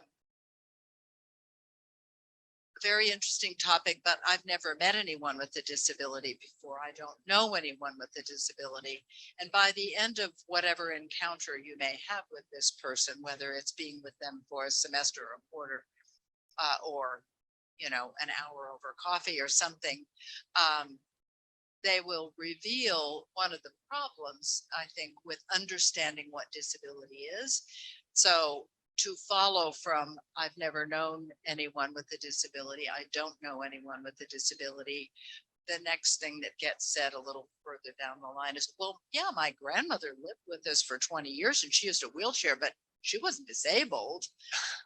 And then it goes from there. And finally, the revelation is that people begin to understand themselves as having disabilities. And so there's a kind of consciousness raising process that we might be able to mobilize by starting in a stealth way with something else. I hadn't really thought about the slow movement. Maybe this is what our seminaries and theological schools do as Right. well. It's, I can teach a disability ethics course, and I get lots of students who are very interested in that. But I also know that, like, how do you teach an Old Testament class and incorporate disability? Well, that's not hard, right? There are Bible scholars who do this work. How are you teaching that without giving that interpretation, right? You can offer that in just about any course there is. There's that interpretation that is essential, and the way it allows you to read the text differently, right? This is so important. Is that I didn't notice that aspect of the text before until you told me to look to notice the body, to notice how this body is interacting with this body. And I just don't know that there's any topic that can't be brought into. As nice it is to have the disability course, sometimes it's just as necessary, or maybe more necessary, to say there is no topic on which disability does not touch, because there is no aspect of our lives or our traditions that disability isn't a part of. I never thought about this before. We could have things that we would call disability scavenger hunts.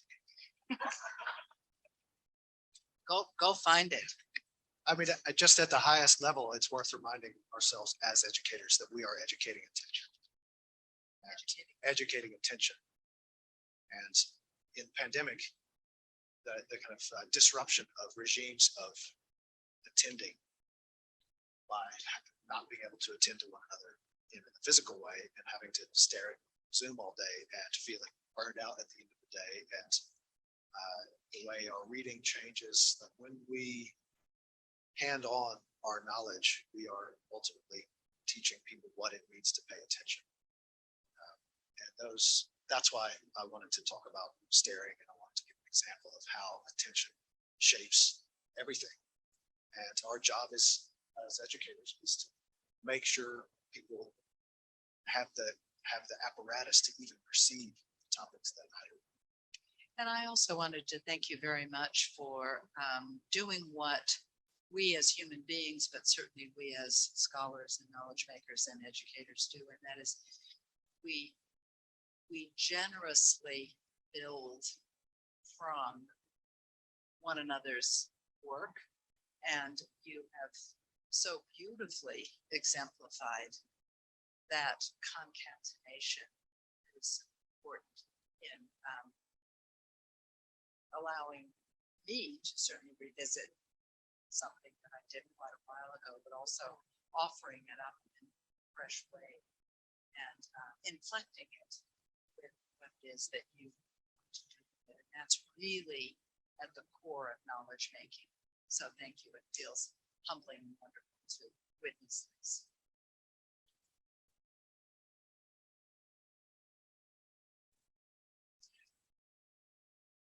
Let me just make one more comment prompted by Bill's introduction, which is to say, the tale like I told is a worked cultural representation that's attempting to get across a theological perspective. And the deeper point I was trying to make is there is an offer going on every day at the curb in front of my house.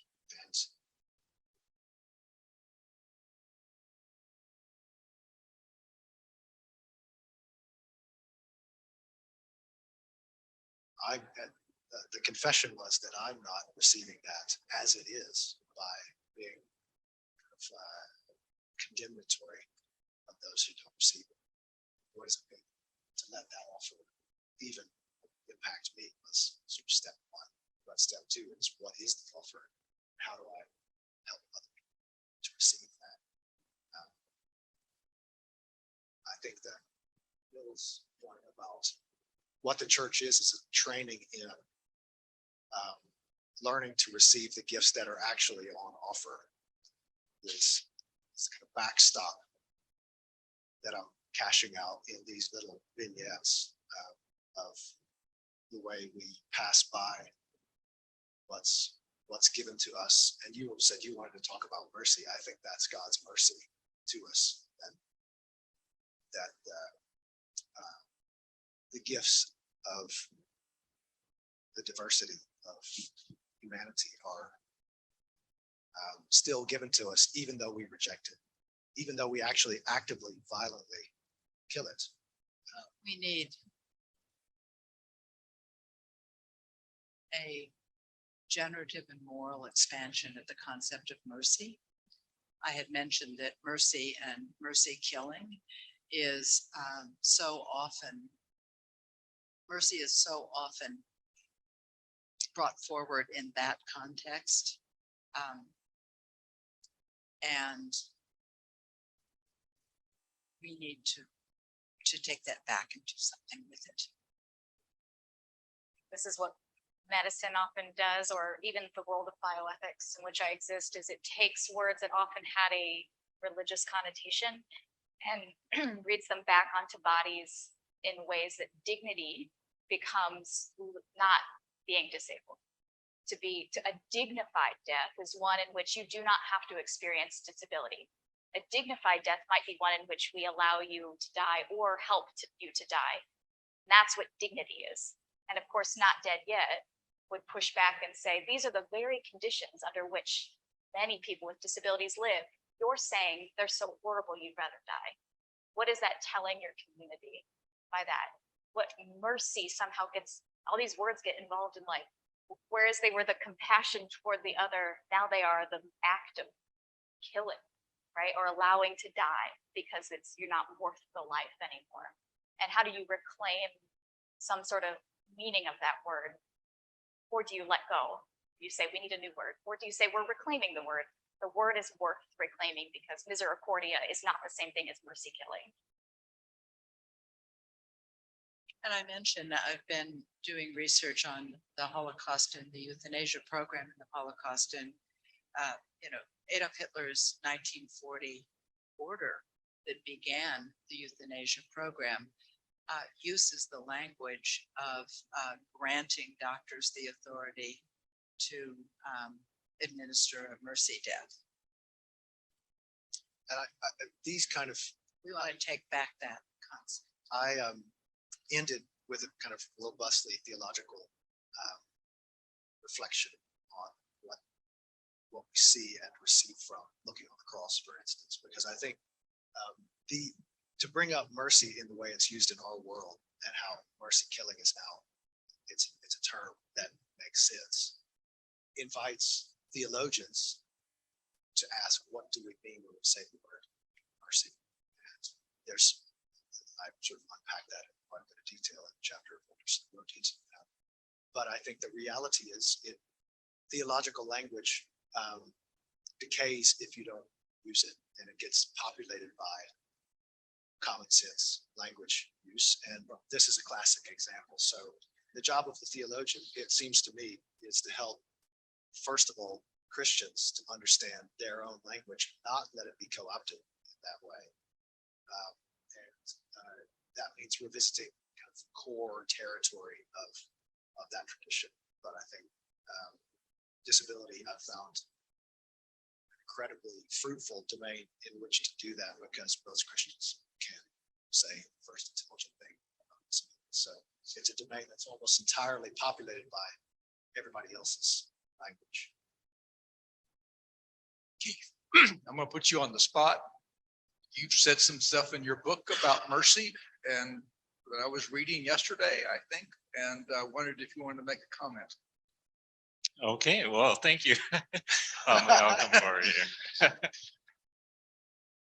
Well, just as I heard you talking, thanks so much. I think, it's a powerful thing to reclaim that language in a way that, reframes how we approach theology, reframes how we approach disability. But, just as I heard you talking, one of the things that strikes me is that mercy starts from humility, right? And when I listen to medical language, bioethics, some of the things that we we're talking about with transhumanism and that, it seeks knowledge, right? And there's very little place for unknowing, for the opaque, for it seeks to kind of conquer this domain of knowledge. And I don't know if there's room in there for mercy in the same way as you can start to have in some of these theological traditions, some of these religious traditions. So I was just looking at the stained glass over there as well. And so there's a rays of sun kind of breaking through the clouds. It's a rainbow cloud almost that surrounds this image, and just how powerful that is. And I can't capture that with knowledge, right? And I think some of the images that you showed as well, Rosemarie, like you can't dissect that. And so I think that would just be my thought in terms of like, how do we recapture that wonder that you're talking about? Because I think, in my own tradition, the Christian tradition as well, Protestant, maybe more particularly, I know I have the tendency to still want to dissect things, still want to have the knowledge power over rather than approaching under. And I don't know, I think that's where mercy starts. Interesting. And to use your term earlier, I did a lot of work in New Jersey on the diversity and cultural competence in human services. And as you get more into that, there's a debate there too about is the term cultural competence or is it cultural humility? that you end up thinking, I'm always going to be learning. My stance has got to be one of being humble towards being able to willing to learn from any diversity or different situation. I'd like to comment on that. Is that a better volume here? Because I know this conversation, which suggests that there's a certain arrogance in cultural competence, that someone from one culture can become competent in another culture.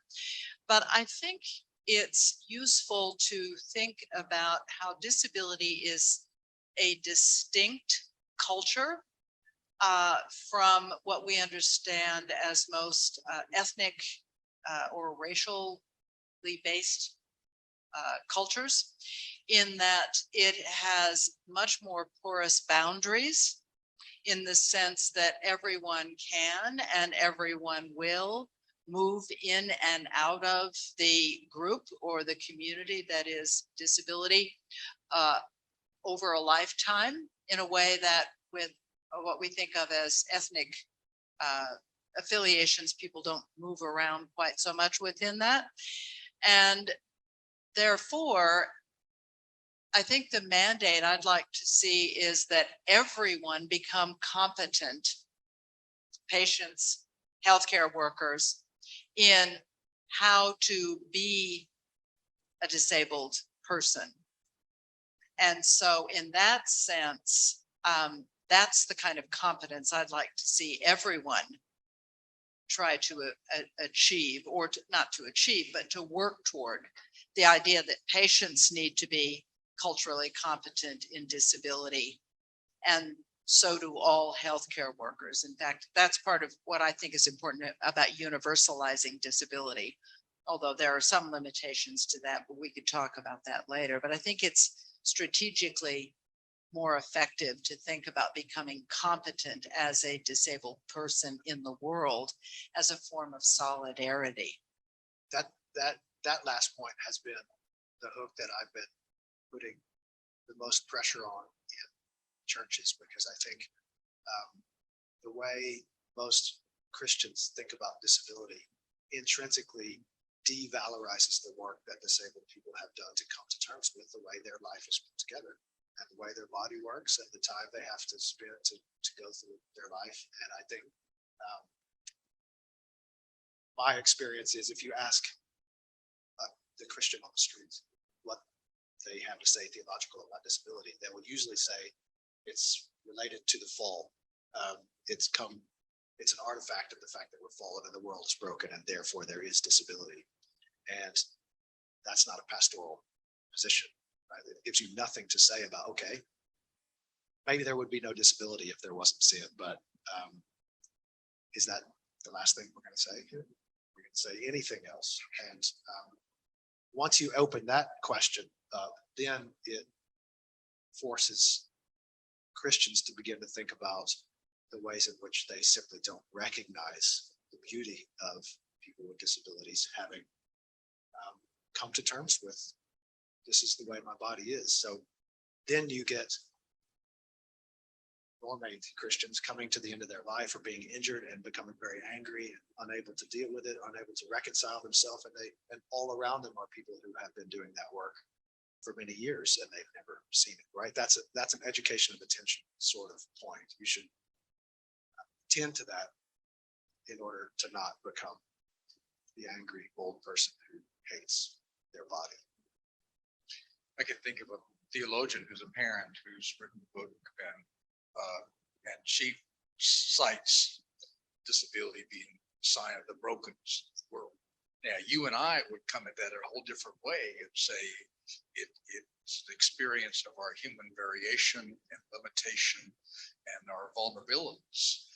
And then that's why the stuff on the biodiversity claim, or as some people who are beginning to say, in the beginning was, God created the world, and that world was full of diversity, including plants and animals and people who were not all of a single type, or a particular kind, and trying to recognize that at the very beginning, rather than trying to say that that whole variations of life is different than saying there's a reason for it because, you know, somebody ate the apple that had been offered or the sin thing. For me, it's always been, okay, hey, if you're going to say that about that, then you're going to say that about every other thing too. So that means, you know, you got cancer because you did something wrong. Or that there's bankers in the world. Or there's what? There's bankers in the world because of the fall. Before the fall. All right, let's get some questions from Chantel. Wait, get in the mic. I was just gonna make a comment and say, we wouldn't need to call disability brokenness or less than if there was no sin. If there would be no evaluating of the people with disabilities. And I love the idea of reclaiming mercy because I find myself needing to show mercy to ER doctors who know nothing what to do with disability and disability specialists who know nothing what to do with ER issues. And I think that I have a lot of respect in the medical field, given that I've been around the block a couple of times. And I wonder if part of the solution is that people with disability need to interact more in medical education situations. So if I and other folks with disabilities went to medical school, not only as like special guests, so to speak, but as equal medical students and ability to interact on the same general level, just as Bill was saying that people with disabilities being in seminaries changes the seminary landscape. I think people with disabilities going to medical school would change the medical landscape as well.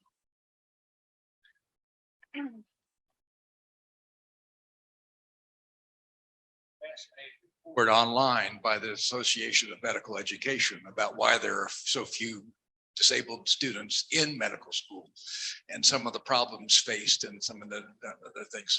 I've just been doing some work on ableism in the helping professions, and one of them is the saying that there, how many doctors with disabilities can you cite? You know, not many. Just because I've done some work on this as well. We know medical students have a lot of mental health issues that they're dealing with that never get reported because they're worried about how they'll be perceived.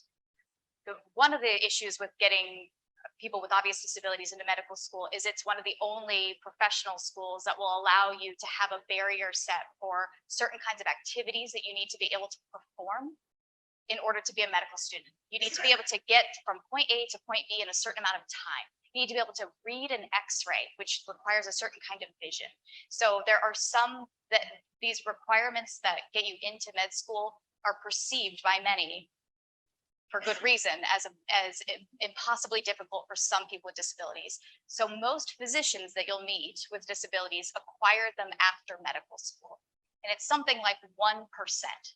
Which we know is much lower than the average population, right? So there's a huge barrier to entry for getting folks into medical school, which they need to change. But there's also a perception issue of when that requirement is there, people do not believe they could finish medical school, so they don't start. And they're not upfront about accommodations that can be made. So one of the areas of education in which it's perceived to be impossibly difficult for people with certain disabilities. And of course, then the problem is they're not working as colleagues with people with disabilities. So they're only seen as patients, and they're only seen as patients at the worst moments of their life because they're in the hospital, which I don't know, at least in my experience, you're right. I'm never like, yay, I'm at the hospital. This is a great day. This is my best self that I need to project to my physicians, right? That's never occurred to me because it's a miserable point in my life if I need to be hospitalized. Even routine checkups tend to be me not at my best because I don't want to be there. So there's huge problems there that Chantal, you're absolutely right, that will require an actual reform of medical education that I don't know that we're anywhere near. I wish I could be more positive than that, but. I think that there's a useful distinction in the concept of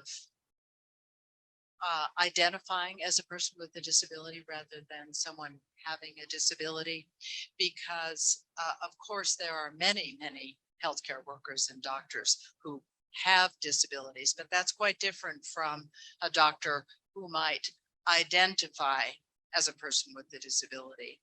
And sociologists, I think, would suggest to us that this is part of my shtick, to become disabled is to identify as disabled, and to identify as disabled is often the process of coming up against some kind of barrier that makes it necessary to request an accommodation. And to request an accommodation of some sort, or even to explore the idea of requesting an accommodation or objecting to being discriminated on the basis of disability, like being denied an accommodation, is the process of becoming disabled, is the process of identifying as disabled. And I think it's important to be attentive to the enormous gap, which is a kind of consciousness gap, but it's also a structural gap between people who have disabilities and people who identify as disabled.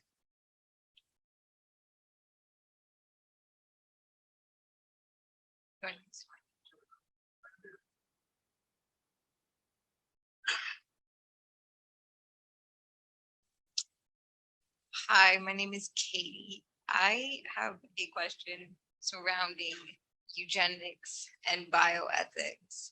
And I'm wondering, where does the aging disabled population fit into this conversation? So for me specifically, I have benefited from the research that has gone into quote unquote curing. But it's ultimately just going to make me live longer. And yet that means I need to get resources for longer. And so our country is barely prepared for the elderly population we have, let alone for the disability elderly population. And so I guess my question is, where does this fit in the conversation? Does it? And what do we need to do about it? And I mean, obviously those are huge questions, and I'm planning a lifelong career in this, but those are my thoughts, and I would appreciate yours. Just as a kind of one obvious point to make is that what Rosemarie didn't point out is that the logic of the T4 program in Germany was cost cutting. It's merciful because we need to save money. And I think really the question you're asking is, what are our economics? It's not like there's not enough money in America to take care of people. I mean, you can tell the story that way, that we don't have enough money. And we don't have enough money to add additional support needs people in with them. But that's to use the theological language, to sort of bow before a specific idol called mammon in the Bible. And that if you really do grant that this is a financial question, then you have to sacrifice some people. Brian and I were talking about the how bioethics as a field or knowledge enterprise can be useful. And we were talking about the 4 principles of bioethics that are put forward by Beecham and Childress, these two well-known bioethicists who've written a book called The Principles of Biomedical Ethics. Yeah, there we go. And one of the 4 principles is the principle of justice.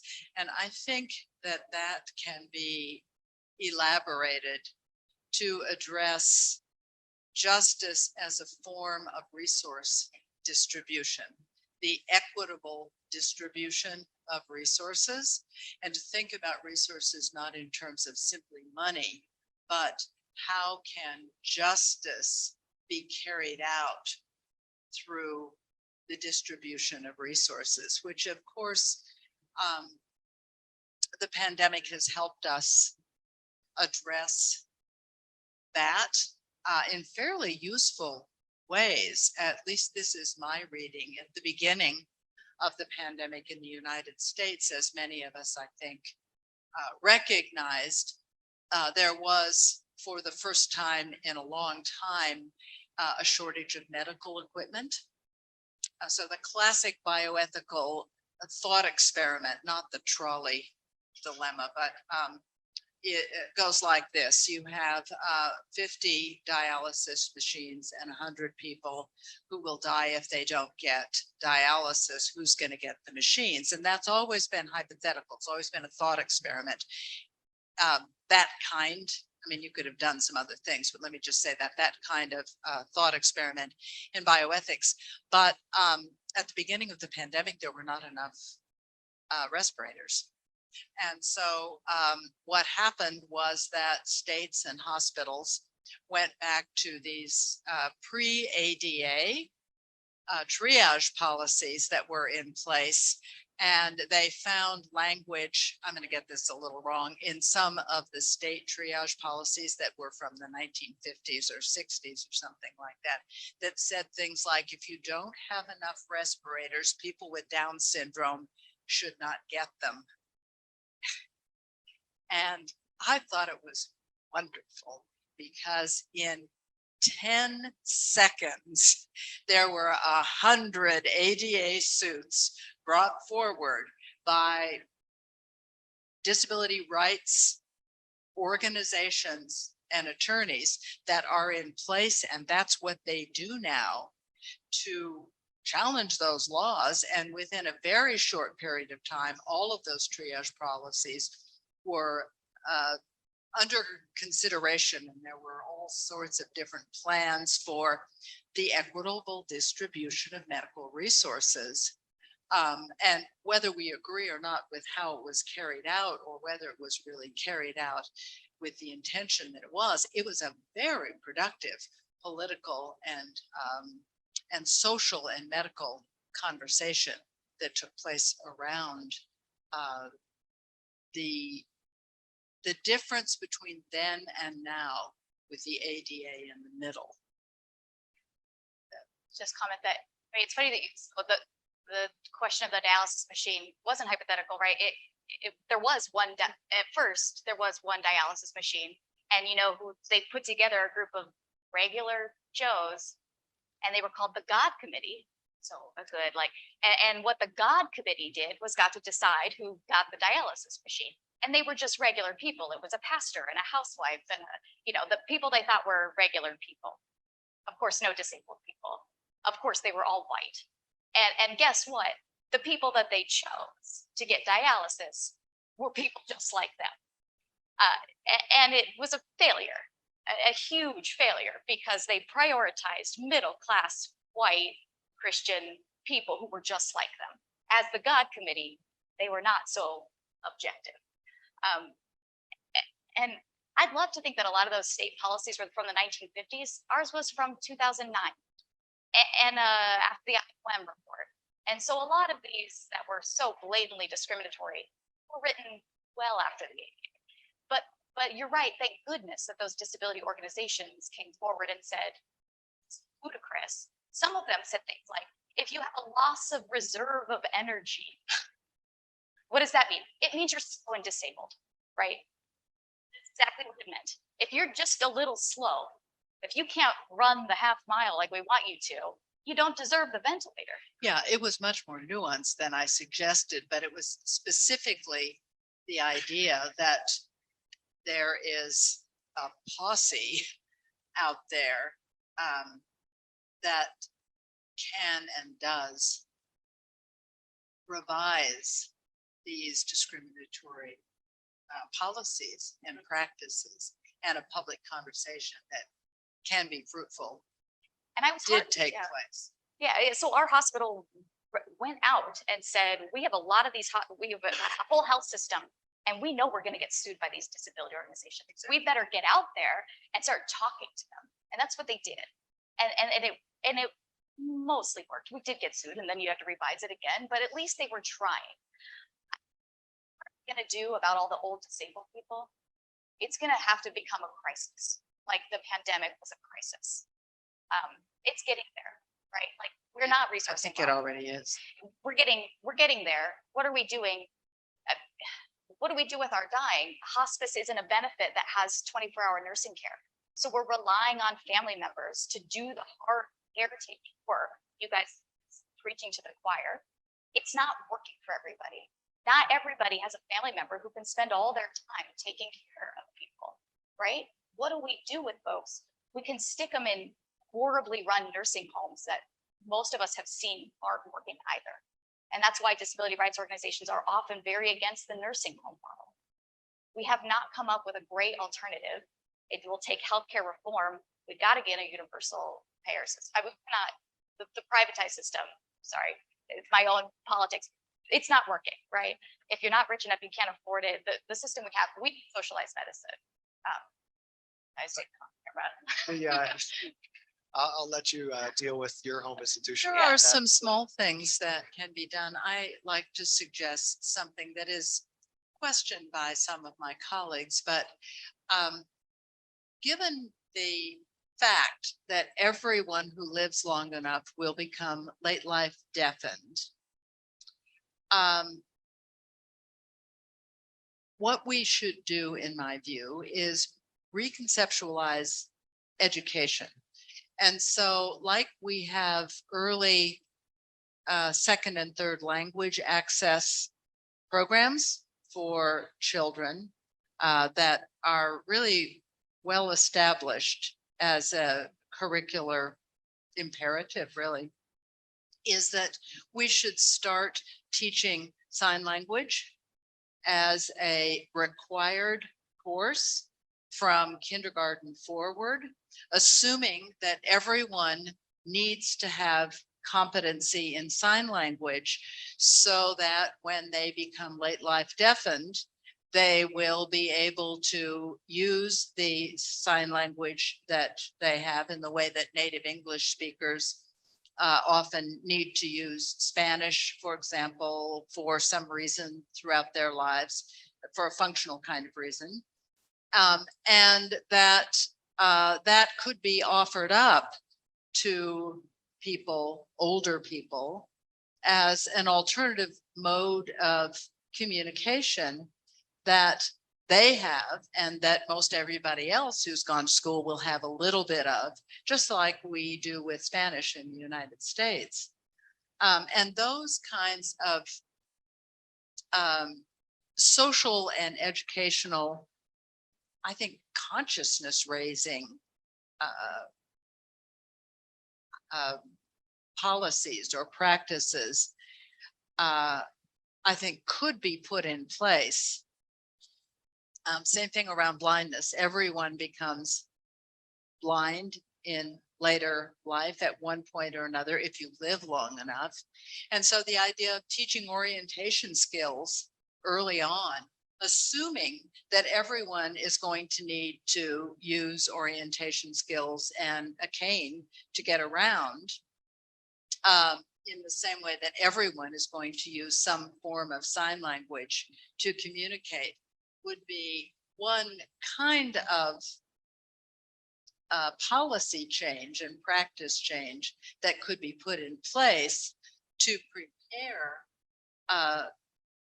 older people for transitioning effectively into disability, rather than developing genetic editing techniques to prevent late life blindness, or certainly deafness. I mean, have that conversation. It also occurs to me that one of the things that possibly, maybe this is something you're interested in doing around this area, is that people with disabilities whose lives are flourishing can be real teachers to older people who are suddenly becoming disabled and then think their life is over. You know, and how do we counter the, well, I may be getting old, but I ain't disabled kind of thing that too often gets said. And, you know, that there are people who are flourishing and you don't have to discontinue. I think another site, SITE, of this kind of consciousness raising that I'm mentioning goes on at big airports. now with the availability of wheelchairs that are really sleek, handsome, non-medical looking wheelchairs that people are using. The flight that I took here had 6 wheelchairs, people with wheelchairs. So these are people who don't, probably a lot of these people are people who are situationally wheelchair users in an airport because of the demands that something like a big airport puts on the human body. And the availability and use of wheelchairs, I think, has a transformational effect. And the more public transportation in the public world is filled with people with disabilities using our equipment and our work. I mean, our equipment and our stuff in the world, I think the more the atmosphere will change for people when they transition into disability later in life to be willing to accept the label and technologies that make living with a disability possible. Yeah, thank you so much. I just want to acknowledge and thanks the folks online for the questions that you're sending in as well. We want to, we are keeping track of them as well. We can't get to all of them. Yeah, let me repeat that. Yes. So I just want to acknowledge and thank all the people online for your engagement and for the questions that you're asking. Sorry, we can't get to all of them. There's one here that I think relates to what we've been talking about though, and that is how does long COVID fit into the picture? And maybe what are the opportunities, challenges there? Well, I suppose the first response, sure. Many do have COVID that will leave them with lasting disabilities they didn't have previous to COVID. Of course, COVID brought up all sorts of disability access issues acutely for people, and we had to reconfigure things in ways that helped some disabled people have more access and actually limited some access, as we know from even since it. What I'm hearing, or what I'm understanding from physicians, is a lot of people for whom we do not understand what is going on with their bodies as a result of long COVID.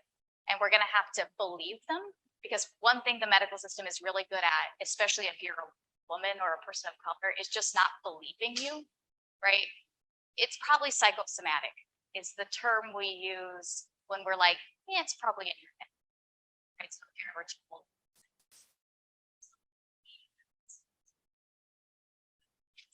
Sorry, that seemed to go. Okay. So I think we'll have to start believing people with something that we can't describe, and then we're going to have to figure out what it means for them in our communities. So that's just sort of the first thing I've been hearing about that. Yeah, I'm cutting it now. I mean, to just take one more step on the question of the moral presumptions of the whole discussion. I watched the whole thing from the other side of the Atlantic, and in a country where, I mean, I think the great moral achievement of the NHS is the assumption that we're going to care for as many people as we can afford to, but we start at those who turn out to need care, right? Care at point of presentation is the sort of, that's the moral achievement that we call the NHS. And to me, it was really almost shocking that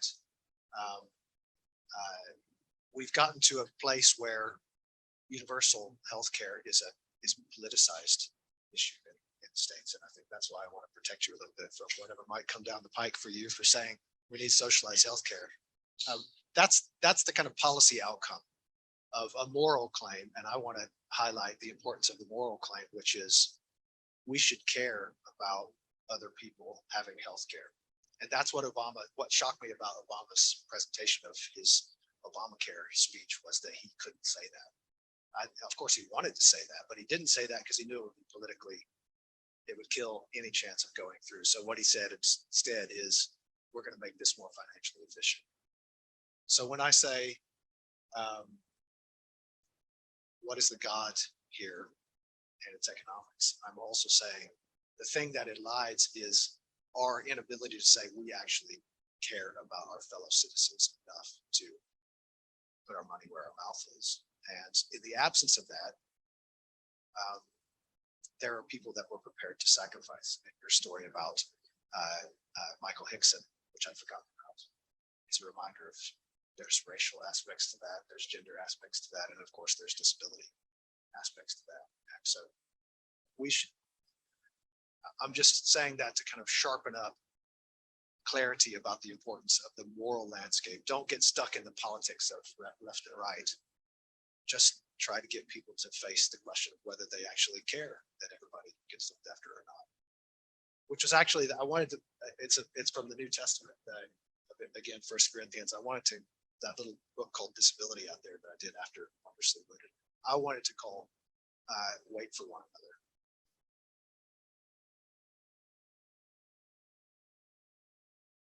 Press didn't think that Googled so well. There was another question from online about wondering why Christians, and I'm assuming it's not just Christians, have such a hard time engaging with disability from a faith perspective. And that whether this person was wondering and conjecturing whether or not it's because we really don't have a rich tradition of being able to lament and to see that as part of faith and communal worship and other parts about about being able to the role of lamentation. And that I thought it was an interesting question, so I wanted to pass it. Did John Swinton write that? He writes about that, right? I mean, I think it's that's part of it. I mean, I think like Brian was saying, and Amy McKinney has that book out there, that My Body Is Not a Prayer Request. If you haven't read it, it's lovely. And this sort of assumption that her body needs to be prayed over all the time by strangers on the street.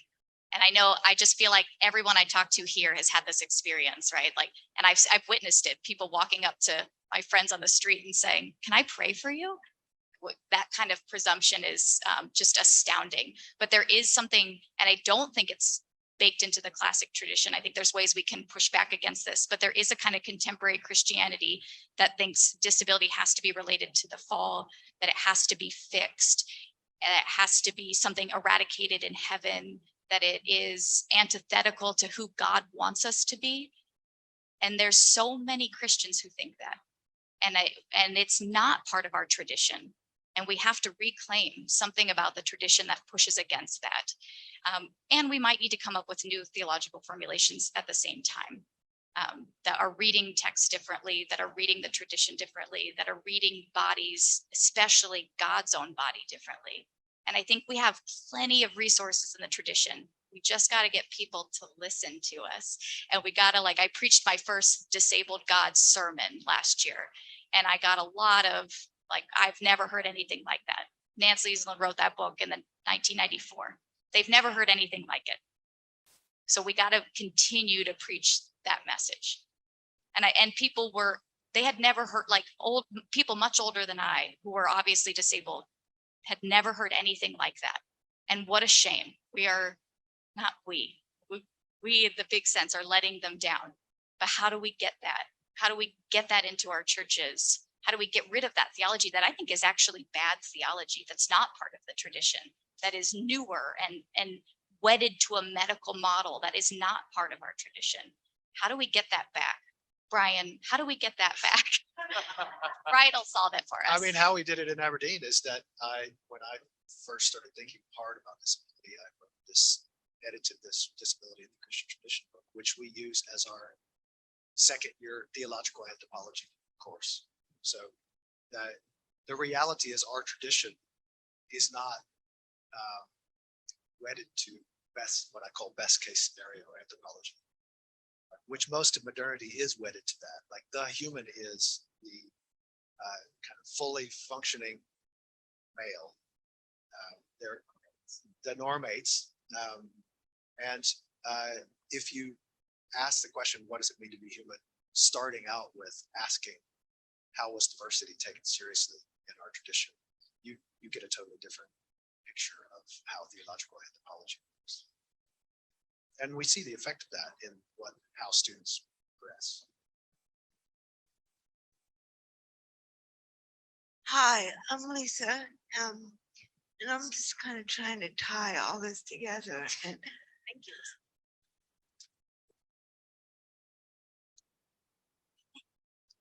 I'm trying to kind of tie all this together, make sense of it for myself, and sometimes it helps me to reiterate what I've heard and put my own spin on it. So I don't necessarily have a question. Well, actually, I have lots of questions. And that's kind of my point. Part of the oldest Christian teachers we have in the desert mothers and fathers advocated for keeping silence and keeping company and caretaking and living in community and holding space. And as a student of those practices, I find a lot of those things missing in our current Christian practices.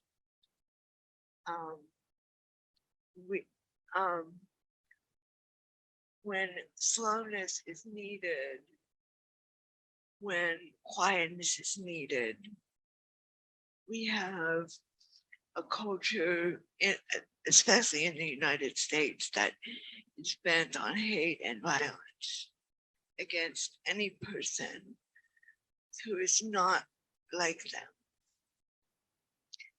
them. So yes, the question of disability is all about economics, but the question of life is all about mercy. And the question of life today especially requires that we go slow to counteract our necessity, our perceived necessity that we go past, our perceived necessity that we don't need to listen because we know everything. We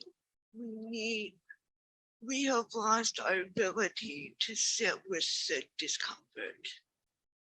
We have lost our ability to sit with difference, with disagreement, we have lost the ability to connect with the mystery that is the creator God who made all of us.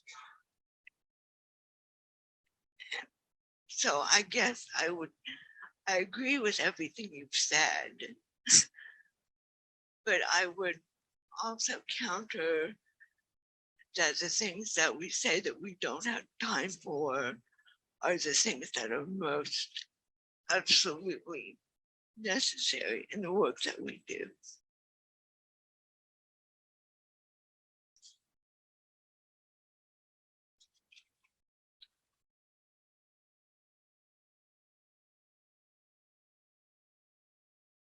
I hate to respond in words with a plea to be more silent, but we can be silent later. But just Sharon Betcher, who maybe a lot of you know, writes wonderfully on asceticism and mysticism and disability. And I love, she has this great line that I'll mess up just a little bit, but something like learning to become disabled is like learning to become an ascetic. And what she's, I think, getting at is this deep attentiveness to the body, this way to approach the suffering of the body. And I don't want to, of course, associate all disability with suffering, but I do want to acknowledge that sometimes my body is in pain, and the Christian tradition has lots of resources on how to deal with that I think we've lost, or at least that my tradition doesn't necessarily bring full attention to.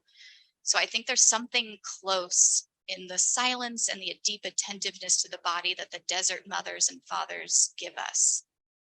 if we would be attentive to it. And I don't want to eat a grain of rice every day and then die. I'm not commending that as an approach to your body, but I do think that there's something about the writings of those mystics, those ascetics, that I think we should recapture from a disability perspective, that I think could be really fruitful, that I think she's doing, but I think she writes in such a way that's sometimes hard to understand, if I can say that.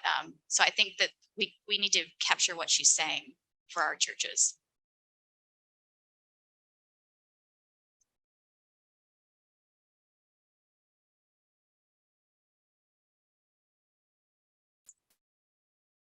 Thank you so much.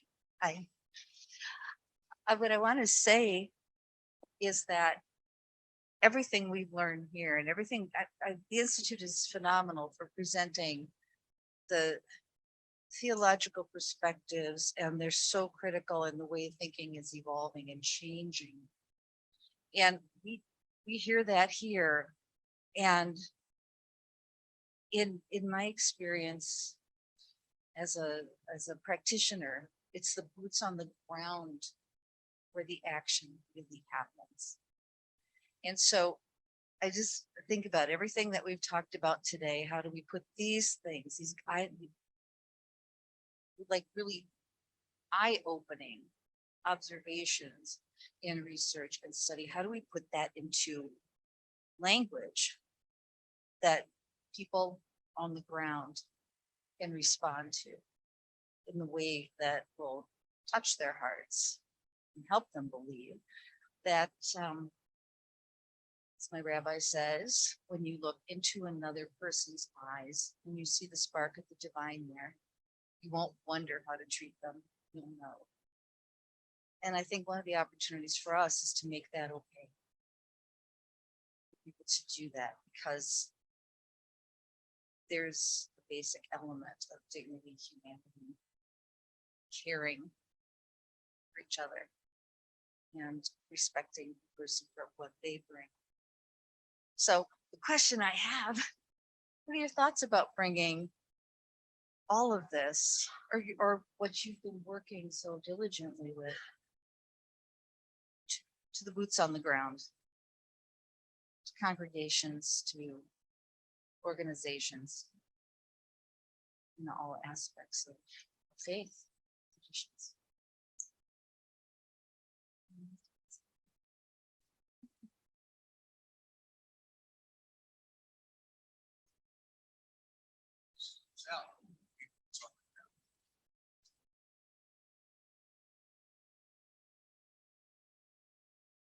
Yes, I think we've all been talking about that.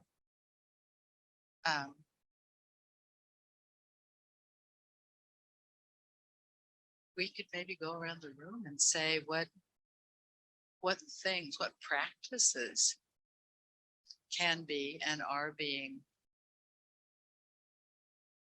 brought forward, introduced into whatever sector or institution any of us are in. I mean, I'm a teacher, so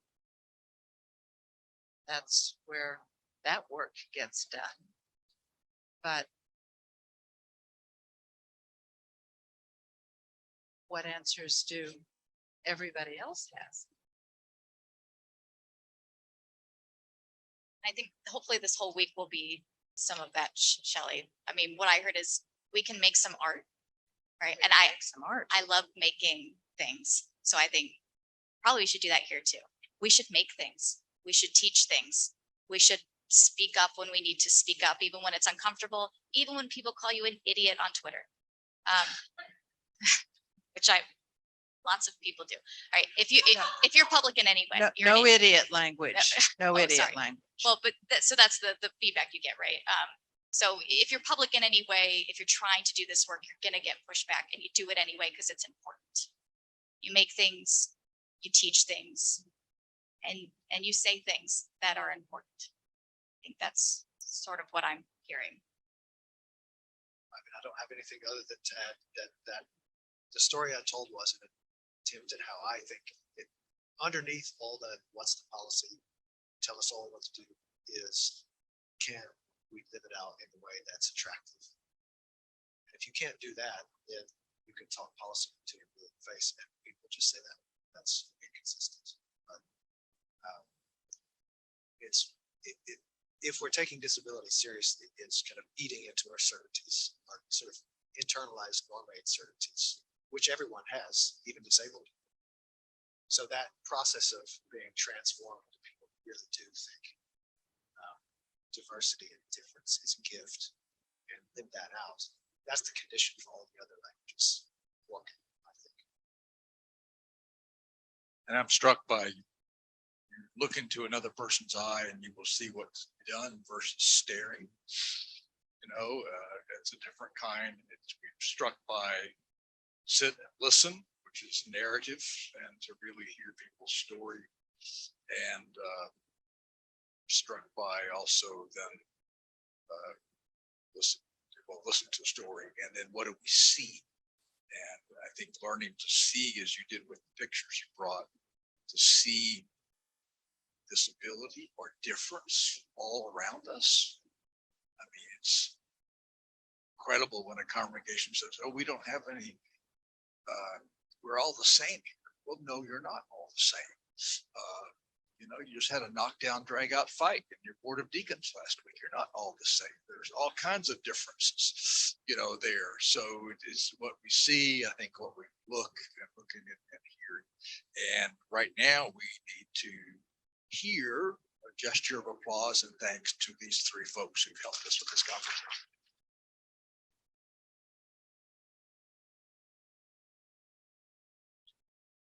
And they are going to be around, I think, most of the week. Rosemarie doesn't have to leave till Thursday. So that's one of the joys of the Institute, is a chance to continue the conversation in different ways.